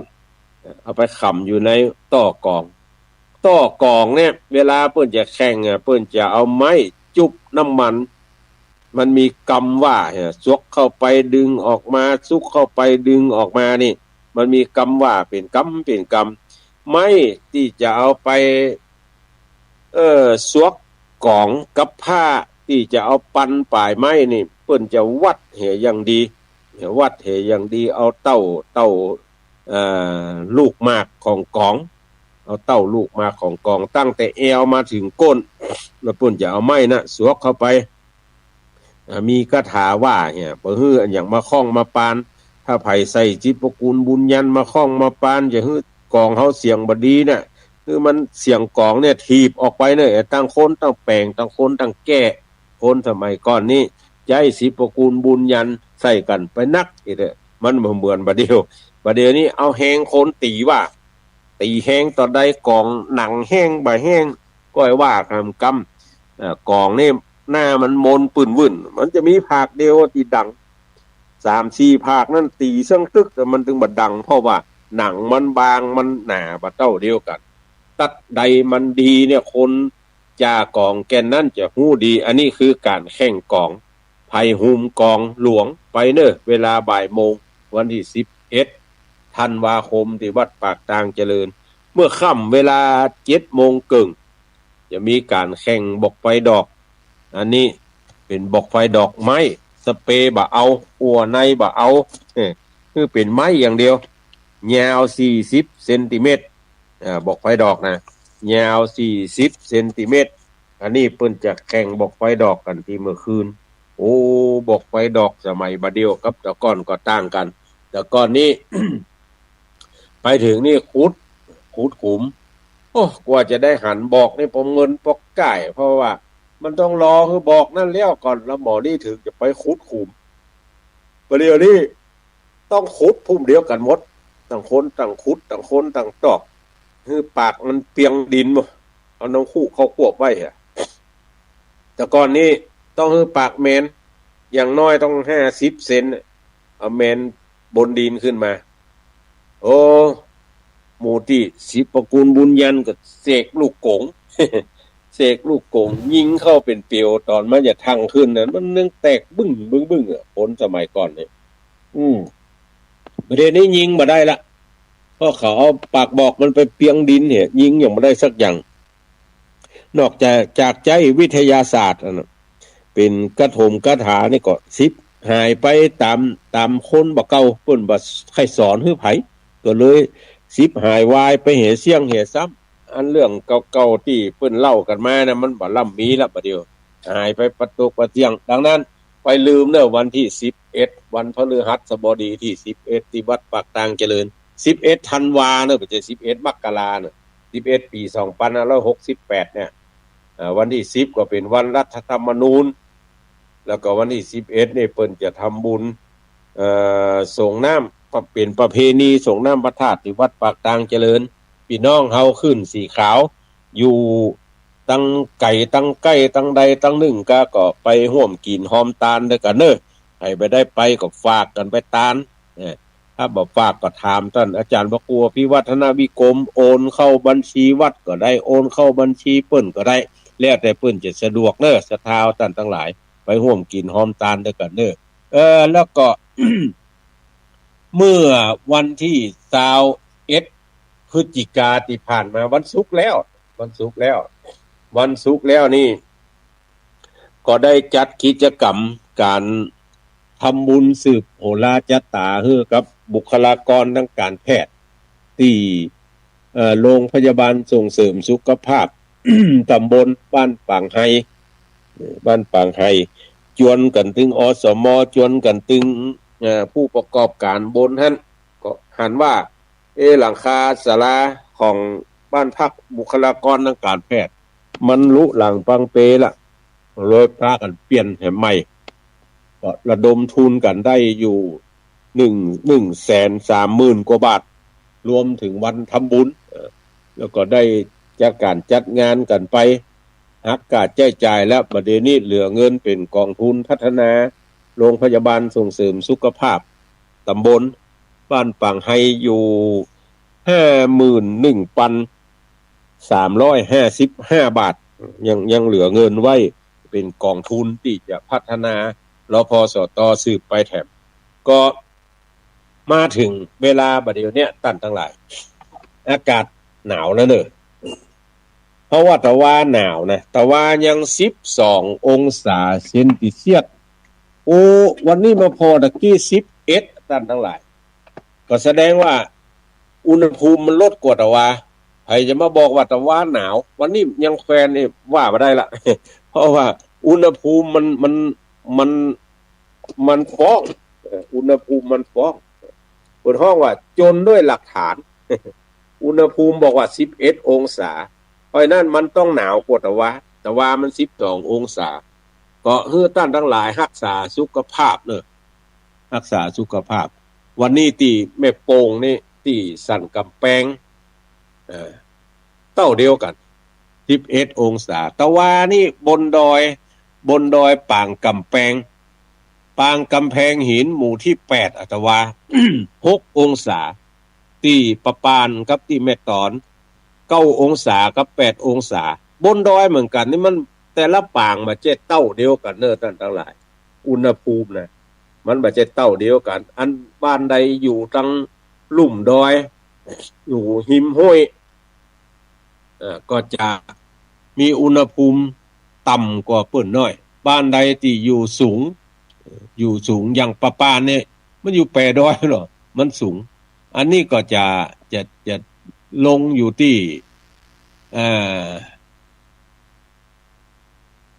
อยู่มา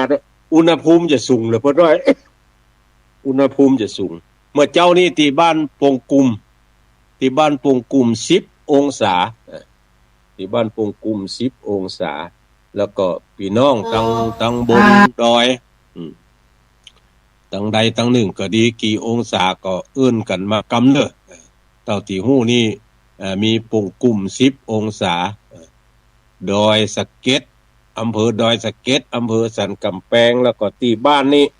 บ้านแม่อ่องไข่นี่นะที่วัดเนี่ย11 องศายามเจ้านี่หลายท่านก็ได้ได้จากกันว่ามันหนาวตั้งเมืองฝางว่าได้พ่อง ตั้งเมืองฝางตั้งยมสมพรตั้งประเมือดนี่กี่องศาบ่ฮู้นี่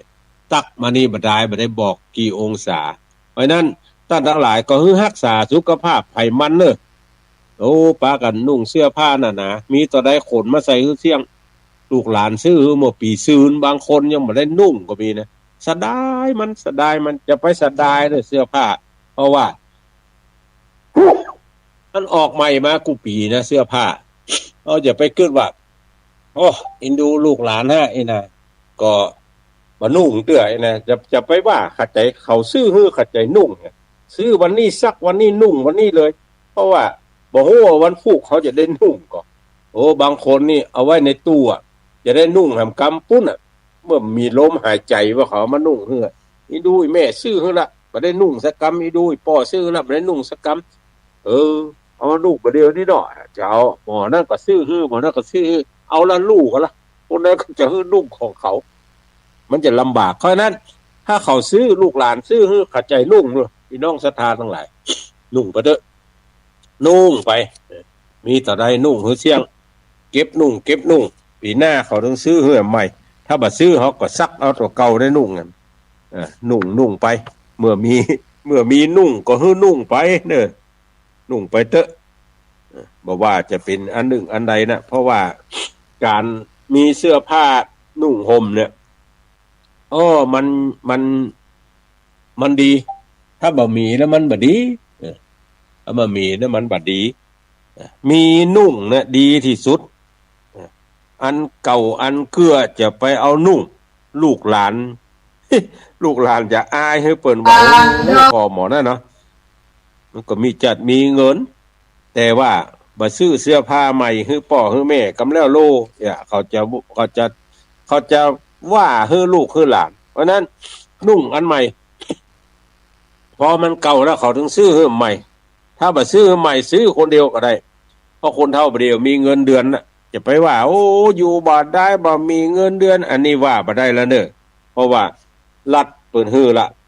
อายุ60ฮื้อเดือน600 70ฮื้อเดือน700 80ฮื้อเดือน800 90ก็ฮื้อเดือนละ900ถึงพันถ้าเป็นพิการแหมเห็นน่ะเป็นพิการนี่ก็คือว่าหูบดีตาบดีแข้งขาบดีไปลงทะเบียนละได้เป็นคนพิการก็จะได้แหมส่วนหนึ่งอันนี้เป็นในส่วนที่ว่าท่านทั้งหลายจะได้เขาจะบอกว่าบ่มีเงินไปซื้อนะว่าบ่ได้ละเงินของตัวเก่ามีแต่ว่าบางท่านบางครอบครัวบางรายนั่นมันบ่มีใจเพราะละอ่อนเบิกบ่ใจประตุกประเจียงเพราะว่าฮักลูกฮักหลานอันนั้นก็บ่ว่ากันก็ใจกันไปตามกำลังที่เฮาท่านทั้งหลายจะทำกันได้เนาะจ่ายไปดังนั้นก็เชิญชวนเด้อพี่น้องทั้งหลายปากันไปรักษาศีลกินทานตามที่คำสั่งสอนของบัณฑิตนักปราชญ์ทั้งหลายได้สั่งสอนเฮาท่านทั้งหลายว่าเมื่อบ้านเหนือบ้านใต้มีกินมีทานก็คือเฮากึดกินดาทานไปตามกำลังทรัพย์ของตัวเก่าตามกำลังทรัพย์ของตัวเก่าทานได้ต่อใดก็ทานไปต่ออันบ่จำเป็นว่าจะต้องทานเต้าเปิ้นบ่จำเป็นว่าจะต้องทานนักทานน้อยต่ออันต่ออีอย่างสักอย่างทานไปตามที่เฮาจะทำได้เถอะอันนี้เป็นส่วนของการฮื้อทานแล้วก็วันนี้วันที่28 29 30 29วันพุธ30วันฮื้อเด้อท่านทั้งหลายวันฮื้อนี่วันอาทิตย์ที่30พฤศจิกายนไปจนถึงวันที่5ธันวาคมทางท่านพระครูขันติวนานุรักษ์ผู้เจ้าหลวงวัดปงวนารามปงห้อมนี่กับศรัทธาวัดปงห้อมปงวนารามนี่นะศรัทธา100กว่าหลังคานี่เพิ่นก็จะได้จัดงานทำบุญเข้ายะถาสันตติกรรมคือเข้ากรรมนำพัฒนาเพื่อจะหาทุนสมทบในการสร้างวิหารได้นิมนต์พระเจ้าพระสงฆ์ที่อยู่ในตำบลบ้านสากรตำบลออนเหนือที่เป็นคณะสงฆ์ในเขตปกครองเดียวกันนะมาเป็นสังฆะโปรดเมตตาสาธยายมนต์ประพฤติวัดปฏิบัติธรรมนอกนั้นก็ได้อู้จากับคณะสงฆ์มีผู้มีจิตอาสาแถม 4-5 ตนก็จะไปร่วมประพฤติวัดปฏิบัติธรรมที่วัดโป่งวนารามก็ตั้งแต่เมื่อคืนวันที่30คืนวันที่1คืนวันที่2คืนวันที่3คืนวันที่4 5คืนด้วยกันเนี่ยก็เชิญชวนท่านทั้งหลายไปฟังเทศน์ด้วยกันเนอะในเวลา 20:00 น5คืนนี้นะเวลา 20:00 นจะเทศน์แล้วก็เชิญไปทำบุญตักบาตรตั้งแต่วันที่1ที่2ที่3ที่4ที่5ตักบาตร5เจ้าจะเริ่มในเวลา 7:00 นเนอะ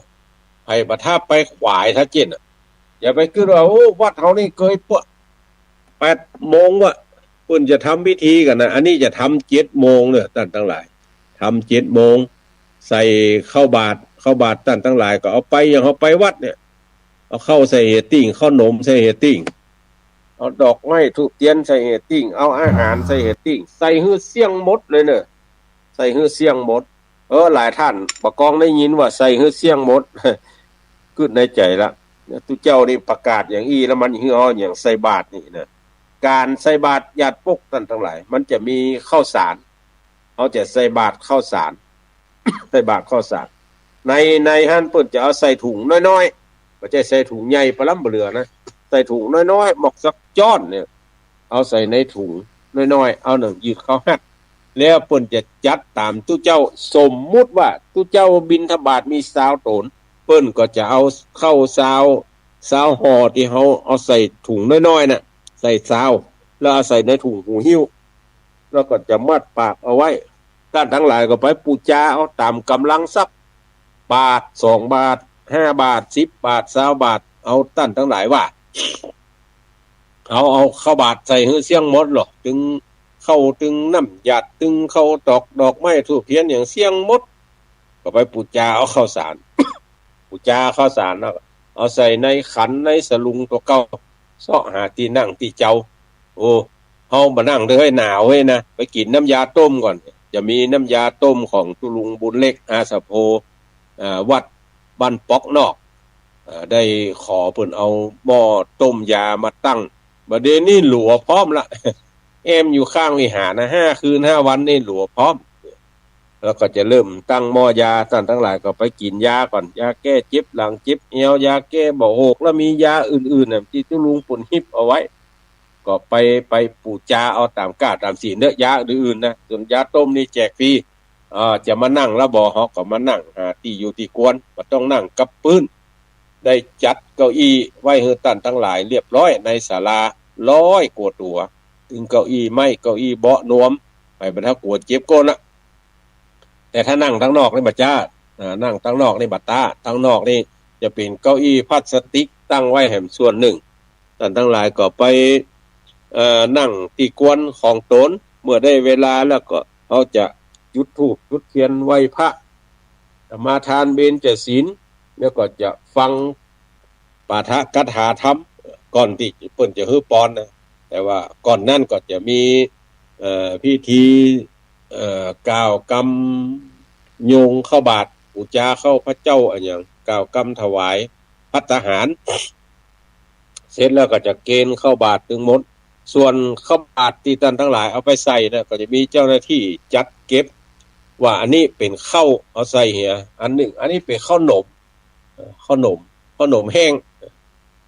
ของแห้งของดิบของเปี๊ยะเพิ่นจะแยกกันไว้เป็นส่วนอันนี้เป็นอาหารก็เอาไว้เหียถาดนึงเอาวางไว้หั่นแล้วก็เมื่อได้เวลาแล้วก็จะนิมนต์ทุเจ้าลุกไปรับประเคนทุเจ้าลุกไปรับประเคนแล้วบ่อันยังหมดแล้วบ่เฮาก็จะรับศีลรับปอนอิมังยังกินจิเรียบร้อยแล้วบ่ลุกกำเดียวลุกไปตั้งแถวเมื่อศรัทธาตั้งแถวแล้วทุเจ้าก็จะเตียวรับบิณฑบาตท่านทั้งหลายก็เข้าสารเข้าใส่ตั้งแต่ตนแรกไปจนถึงตนสุดท้าย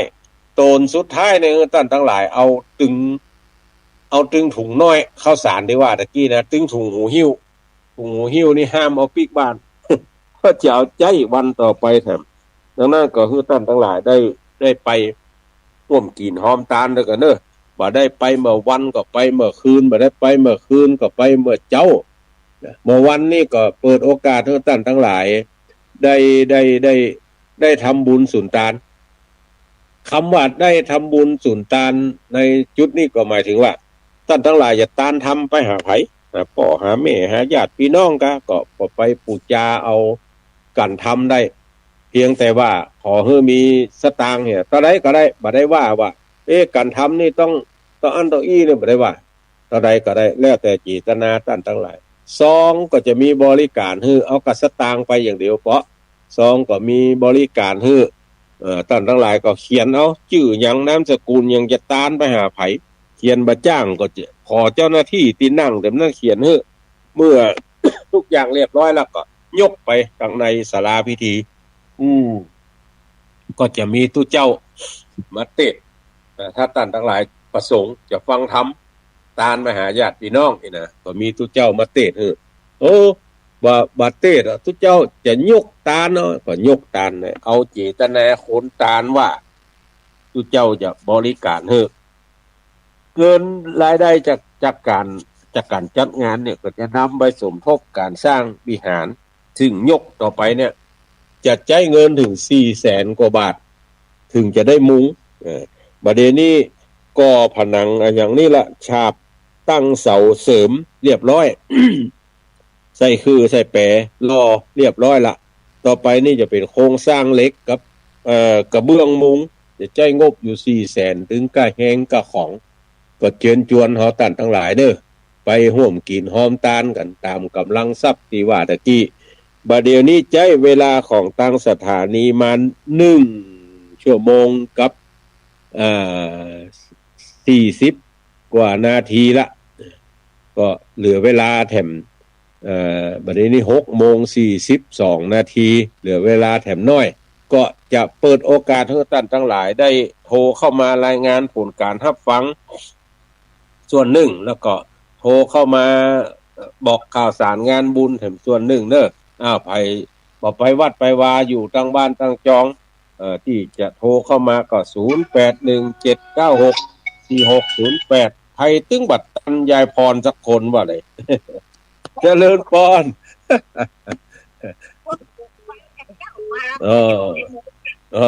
ฟังอย่างเต็มอิ่มเนาะจนก็ก้ายเนาะ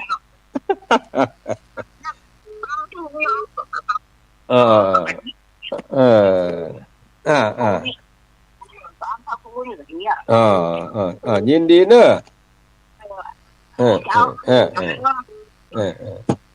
ป้อบุญธรรมสังคำฟั่นโป่งหนองหนาวก็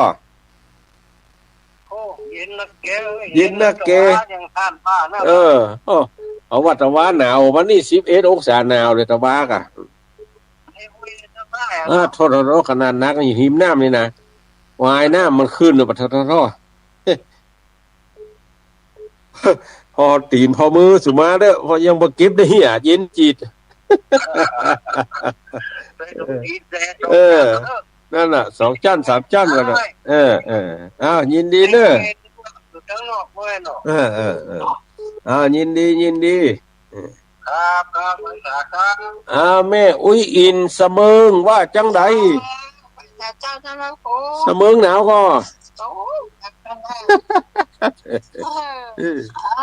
ชัดเจนเนาะวันนี้ชัดเจนได้ดินขึ้นแล้วนะชัดเจนจ้ายินดีเนอะไปงานขาวดำอยู่นะมันก็เจ้ายินดีเนอะสุขภาพเนอะขอบคุณแกสะก็บ่มีแล้วเขาใส่บอกอุ่นๆเนอะถ้าเป็นว่าแต่เนาะเจริญพรสาธุนะเจ้าสาธุ3931จากทางใดเอ่ย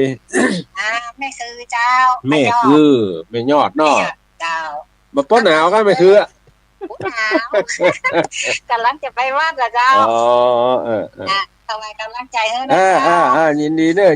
อะสาธุได้ได้จากันตั้งเสมิงตั้งสันกำแพงตั้งเวียงปับเป้าตั้งแม่คือตั้งเมืองฝางว่าได้ ตั้งลับปูนว่าได้ตั้งเมืองน่านตั้งลำปางมาลั่งไปวัดกันประตกประเสียงก็วันหนาวบ่ลุกคำแล้วหมู่นี้ หนาวนักแกในวันนี้นะไอ้จะไปว่ามันหนาวเด้อปะทอขนาดนักในวันนี้นะ11 องศานี่นักแกทั้งลุ่มเฮาทั้งบนน่ะสำเร็จ เมื่อนั้นก็เชิญชวนเฮาตั้นทั้งหลายเด้อไผมีเสื้อผ้าเก่าก็ดีหยังก็ดีได้ยินข่าวว่าเพิ่นจะไปแจกเสื้อผ้าที่ไหนทางใดนะขจายเอาไปหอมไปนี่เพิ่นเถอะหอมเพิ่นแล้วเพิ่นจะเอาไปเนี่ยใดก็จังเพิ่นเถอะเฮาถือว่า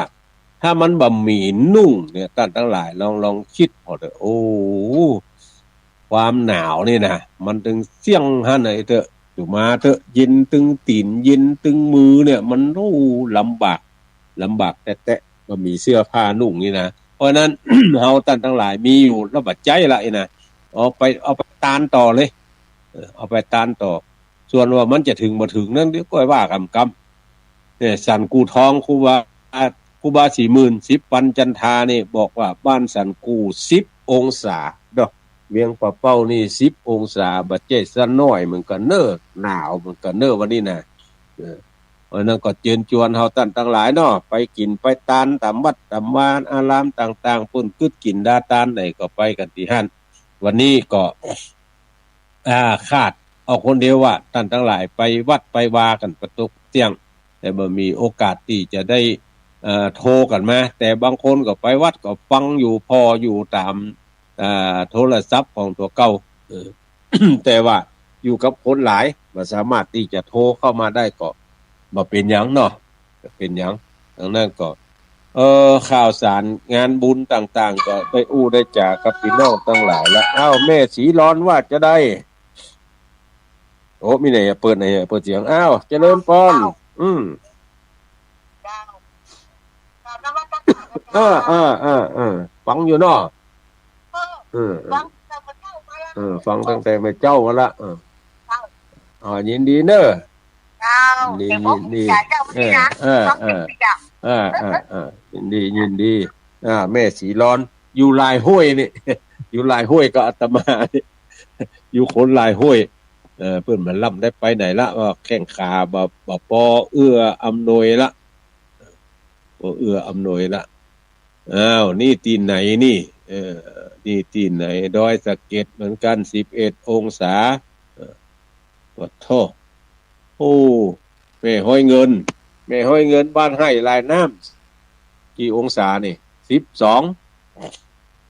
บ้านให้ลายน้ำ12องศามันจะบ่เหมือนกันเนอะท่านทั้งหลายอุณหภูมินะอยู่ที่ความเย็นความอะไรอย่างอยู่ใกล้น้ำก็ไปแถมยังอยู่บนดอยก็ไปแถมยังอยู่ในห้อมห้วยก็ไปแถมยังมันจะไปคนอย่างดังนั้นก็ดูแลสุขภาพเนอะดูแลสุขภาพของไผของมันเนาะพอของไผของมันตัวเนอะ มีลูกก็พอไปทั้งลูกทั้งหลานมีพ่อมีแม่ก็พอไปทั้งพ่อทั้งแม่แล้วก็วันนี้เป็นวันแรกเนี่ยที่อบต.ต่างๆหลายๆองค์การบริหารส่วนตำบลหลายๆที่บ่มีนายก บ่มีรองนายกบ่มีเลขาบ่มีประธานสภาบ่มีสมาชิกสภาเพราะว่า หมดวาระไปตั้งแต่ตะวาละตะวานี่หมดวาระกันทั่วประเทศองค์การบริหารส่วนตำบลนะตอนนี้มีแล้วเพิ่นจะเลือกตั้งใหม่เจริญปอนจากตั้งใดหา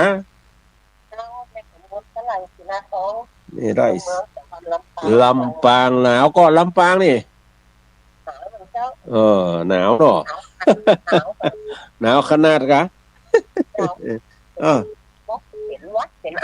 เป็นวัดเขาก็เป็นลูกแม่เจ้าเนี่ยปะต้อจามพิ้วๆยินดีเนอะแถมสาย0241บ่ได้รับสักกำเข้ามาใหม่มาละเจริญปอนจากตั้งใดฮัลโหล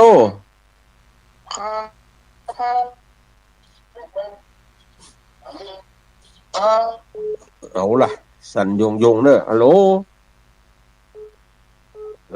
สัญญาณบัดดีเจริญปอนเจ้าสาธุเจ้าจากตั้งใดแม่น้อมเวียงหนองรองมันตะจางบ่ป้อนแนวก็ละปูนนี่จอดเด้อวันนี้นะนุ่งเสื้อนุ่งผ้าจอดหมดโอ้โหแล้วยังเขาว่าอีกอ่ะเอาผ้าตัวเข้าเต็งติ๊กๆหนาวหนาวติ๊กๆเอาผ้าตัวใส่ให้แม่ก็มานอนไปนอนมาเสียพื้นคิงบ่ได้ปื้ดผ้าตัวแป้ไผเตี้ยวปลาตีนกูหั่นน่ะพอปื้ดผ้าตัวกูจะฟื้นคิงลงลืมกันนอนห่มผ้ากับเป็นเหตุเนาะยินดีเนอะจ้ายินดีสาธุอยู่หลายที่หลายทางเอามาละ0241เจริญปอนฮัลโหลนั่นเปิ้นเฮาฮับเปิ้นได้เปิ้นฮับเฮาบ่ได้นี่คลื่นสัญญาณบ่พอดีนี่อยู่ในติอัพที่นี่ก้าเนาะเดี๋ยวก็ลองโทรเข้ามาใหม่เนาะบัดนี้50นาทีเหลือแถม10นาทีท่านทั้งหลายที่จะโทรเข้ามามาจ่ามารายงานผลแต่ว่านี่ขอบคุณพี่น้องทั้งหลายทั่วประเทศเนอะที่เป็นเจ้าภาพน้ำปันนะเป็นเจ้าภาพอาหารเป็นเจ้าภาพภัตตาหารถวายพระสงฆ์สามเณรที่ไปคุมสอบธรรมศึกษาในทุกสนามสอบทั่วประเทศเพิ่นได้สอบธรรมศึกษาแต่ว่าธรรมศึกษาตรีธรรมศึกษาโทธรรมศึกษาเอกสอบไปแล้วแต่ว่าเป็นที่บัวละบวนละขอบคุณพระเจ้าพระสงฆ์ทุกรูปที่ได้ช่วยเหลือเฟื้อฟ้ากุลบุตรกุลธิดาอำนวยการในการสอบธรรมสนามหลวงปี2568ในปีนี้ก็อนุโมทนาเนอะหลายท่านก็ได้ไป ไปอุปถัมภ์บำรุงพระเจ้าพระสงฆ์ทุกรูปหลายท่านก็ไปเลี้ยงไอติมละอ่อนไปเลี้ยงขนมปังละอ่อนที่ไปสอบกันแต่ว่าก็อนุโมทนากับทุกภาคส่วนเนอะแล้วก็ เฮาท่านทั้งหลายถึงวันนี้นะที่มนุษย์เฮาเนี่ยมันเกิดมาแตกต่างกันบางคนก็รวยใบรวยบอดบางคนก็ตุกก็จนตุกจนบ่มีกินบางคนก็โตรูปสวยรวยงามบางคนก็บ่ดีบ่งามเนี่ยแล้วก็บางคนมีโอกาสได้เรียนสูงบางคนก็บ่มีโอกาสที่จะได้เรียนสูงบางคนก็เจอสิ่งที่ดีงามบางคนก็เจอสิ่งที่มันบ่ม่วน เป็น ถามว่า ทั้งหลายแล้วนี่เป็นเต็มอย่างเป็นเต็มบุญที่เฮาท่านทั้งหลายได้ทำมาทำมานักบุญทำบุญมานักก็จะได้นักทำบุญมาน้อยก็จะได้น้อยว่ากันไปตามนั้นโหอันนี้ตังใดนี่อุจารวัดสายเหนือบ้านห้วยหม้อตอนนี้ยัง15องศาอยู่ครับพี่นานเอาก็นึกว่าทางเฮานี่ทางพุ่นจะเย็นกว่าเฮาเลย กลายเป็นว่าทางพุ่นยังอุ่นตำบลปะเมียงนี่15องศาอยู่ ยังก้านตำบลแม่โป่งน่ะตำบลแม่โป่ง11องศาโอ้วันนี้หนาวนักแกเนี่ยท่านทั้งหลายหลายที่หลายทางก็บนตำบลปะเมียงบ้านเราตำบลเมืองกายอำเภอแม่แตงโอ้อันนี้ก็เย็นแซ่บเหมือนกันเนอะกี่องศาเนี่ย9องศาท่านทั้งหลายโอ้หนาวพอควรเนอะ9องศานี่มันจะธรรมดาหนาวพอควรดังนั้นก็เพื่อรักษาสุขภาพภัยมันเนาะท่านทั้งหลายแล้วก็ตะวาวันจืนนี่ก็ขอบคุณทั้งพี่น้องศรัทธาปอกบ้านไหลหน้า เขาช่วยกันพัฒนาเที่ยวปัดกวาดอาคารสถานที่ย้ายวัสดุสิ่งของในศาลาหลังใหญ่มาไว้ศาลาหลังน้อยก็เพราะเหตุว่าจะได้ปรับปรุงพัฒนาขยายศาลาหลังใหญ่จะเปลี่ยนหลังคามันเปลี่ยนหลังคาจากเมทัลชีทธรรมดาเนี่ยก็จะไปเป็นเมทัลชีทที่อัด PU โฟมแล้วก็แต่ว่านี่ได้ไปซื้อเหล็กซื้ออย่างมาเรียบร้อยเอาเสาเอาอย่างลงขุมเรียบร้อยหมดละตั้งวันนี้ไปก็จะได้เริ่มก่อสร้างในส่วนอื่นๆต่อไปแถมดังนั้นก็เชิญชวนเฮาท่านทั้งหลายเด้ออนุโมทนากับท่านทั้งหลายที่อยู่ปอกบ้านไหลหน้าอนุโมทนากับพ่อกำนันสมานดวงสมที่อนุเคราะห์เครื่องจักรรถแมคโครไปขุดหลุม12หลุมอนุโมทนากับร้านบัวจันทร์การค้าของพ่อลุงสงพี่อ้ายสงจันทร์สะอาดบ้านเมกะได้ร่วมทำบุญมาโดยการเป็นเจ้าภาพต่อหม้อจำนวน12ต้นเอาลงเรียบร้อยละก็อนุโมทนากับพี่น้องศรัทธาที่ไปเป็นเจ้าภาพอาหารเครื่องดื่มพ้องอาหารพ้องโดยเฉพาะเทศบาลตำบลไม่ให้เงินเนี่ยท่านนายกวิทยาตาจันดีเนี่ยได้อนุเคราะห์เจ้าหน้าที่เขาเครื่องจักร2วันเต็มมาไปช่วยตัดไม้ตัดอย่างประเด็นนี้เป่งใส่ไว้เนี่ยหมดละแล้วก็จะได้เอา กิ่งก้านสาขาต้นไม้ไปเปาะไปหอมกันตีหนึ่งจะเผาเมื่อเปิ้นอนุญาตให้เผานี่ ถ้าเปิ้นบ่อนุญาตให้เผาแล้วก็จะเผาบ่ได้เขาจะเผาไอ้กรรมโอ้วังเหนือส่งมาละวังเหนือ8องศาปัทโทธัมโมจังโฆไอ้เด้อ วังเหนือ8องศารักษาสุขภาพภัยมันเนาะท่านทั้งหลายขออนุโมทนากับท่านทั้งหลายเนอะที่รับฟังมาก็วันนี้จะขอออกรายการก่อนเวลาสักน้อยเพราะว่ามีภารกิจน้อยหนึ่งเปิ้นมารอท่าแล้วก็เดี๋ยวจะลงไปหาเปิ้นก่อนจะออกรายการก่อนขอทั้งผู้อำนวยการสถานีได้นำแผ่นซีดีก็ดีนำโฆษณาก็ดีเอามาออกขั้นรายการก่อนที่จะถึง 7:00 นรายการของ ของท่านต่อไปที่ได้มาออกรายการนี้ก็ขอนำรายการนี้จากท่านทั้งหลายไปก่อนวันศุกร์หน้ามาปะกันแถมใหม่จัตตาโลธรรมา วัฏันติอายุวันโนสุขังปะลัง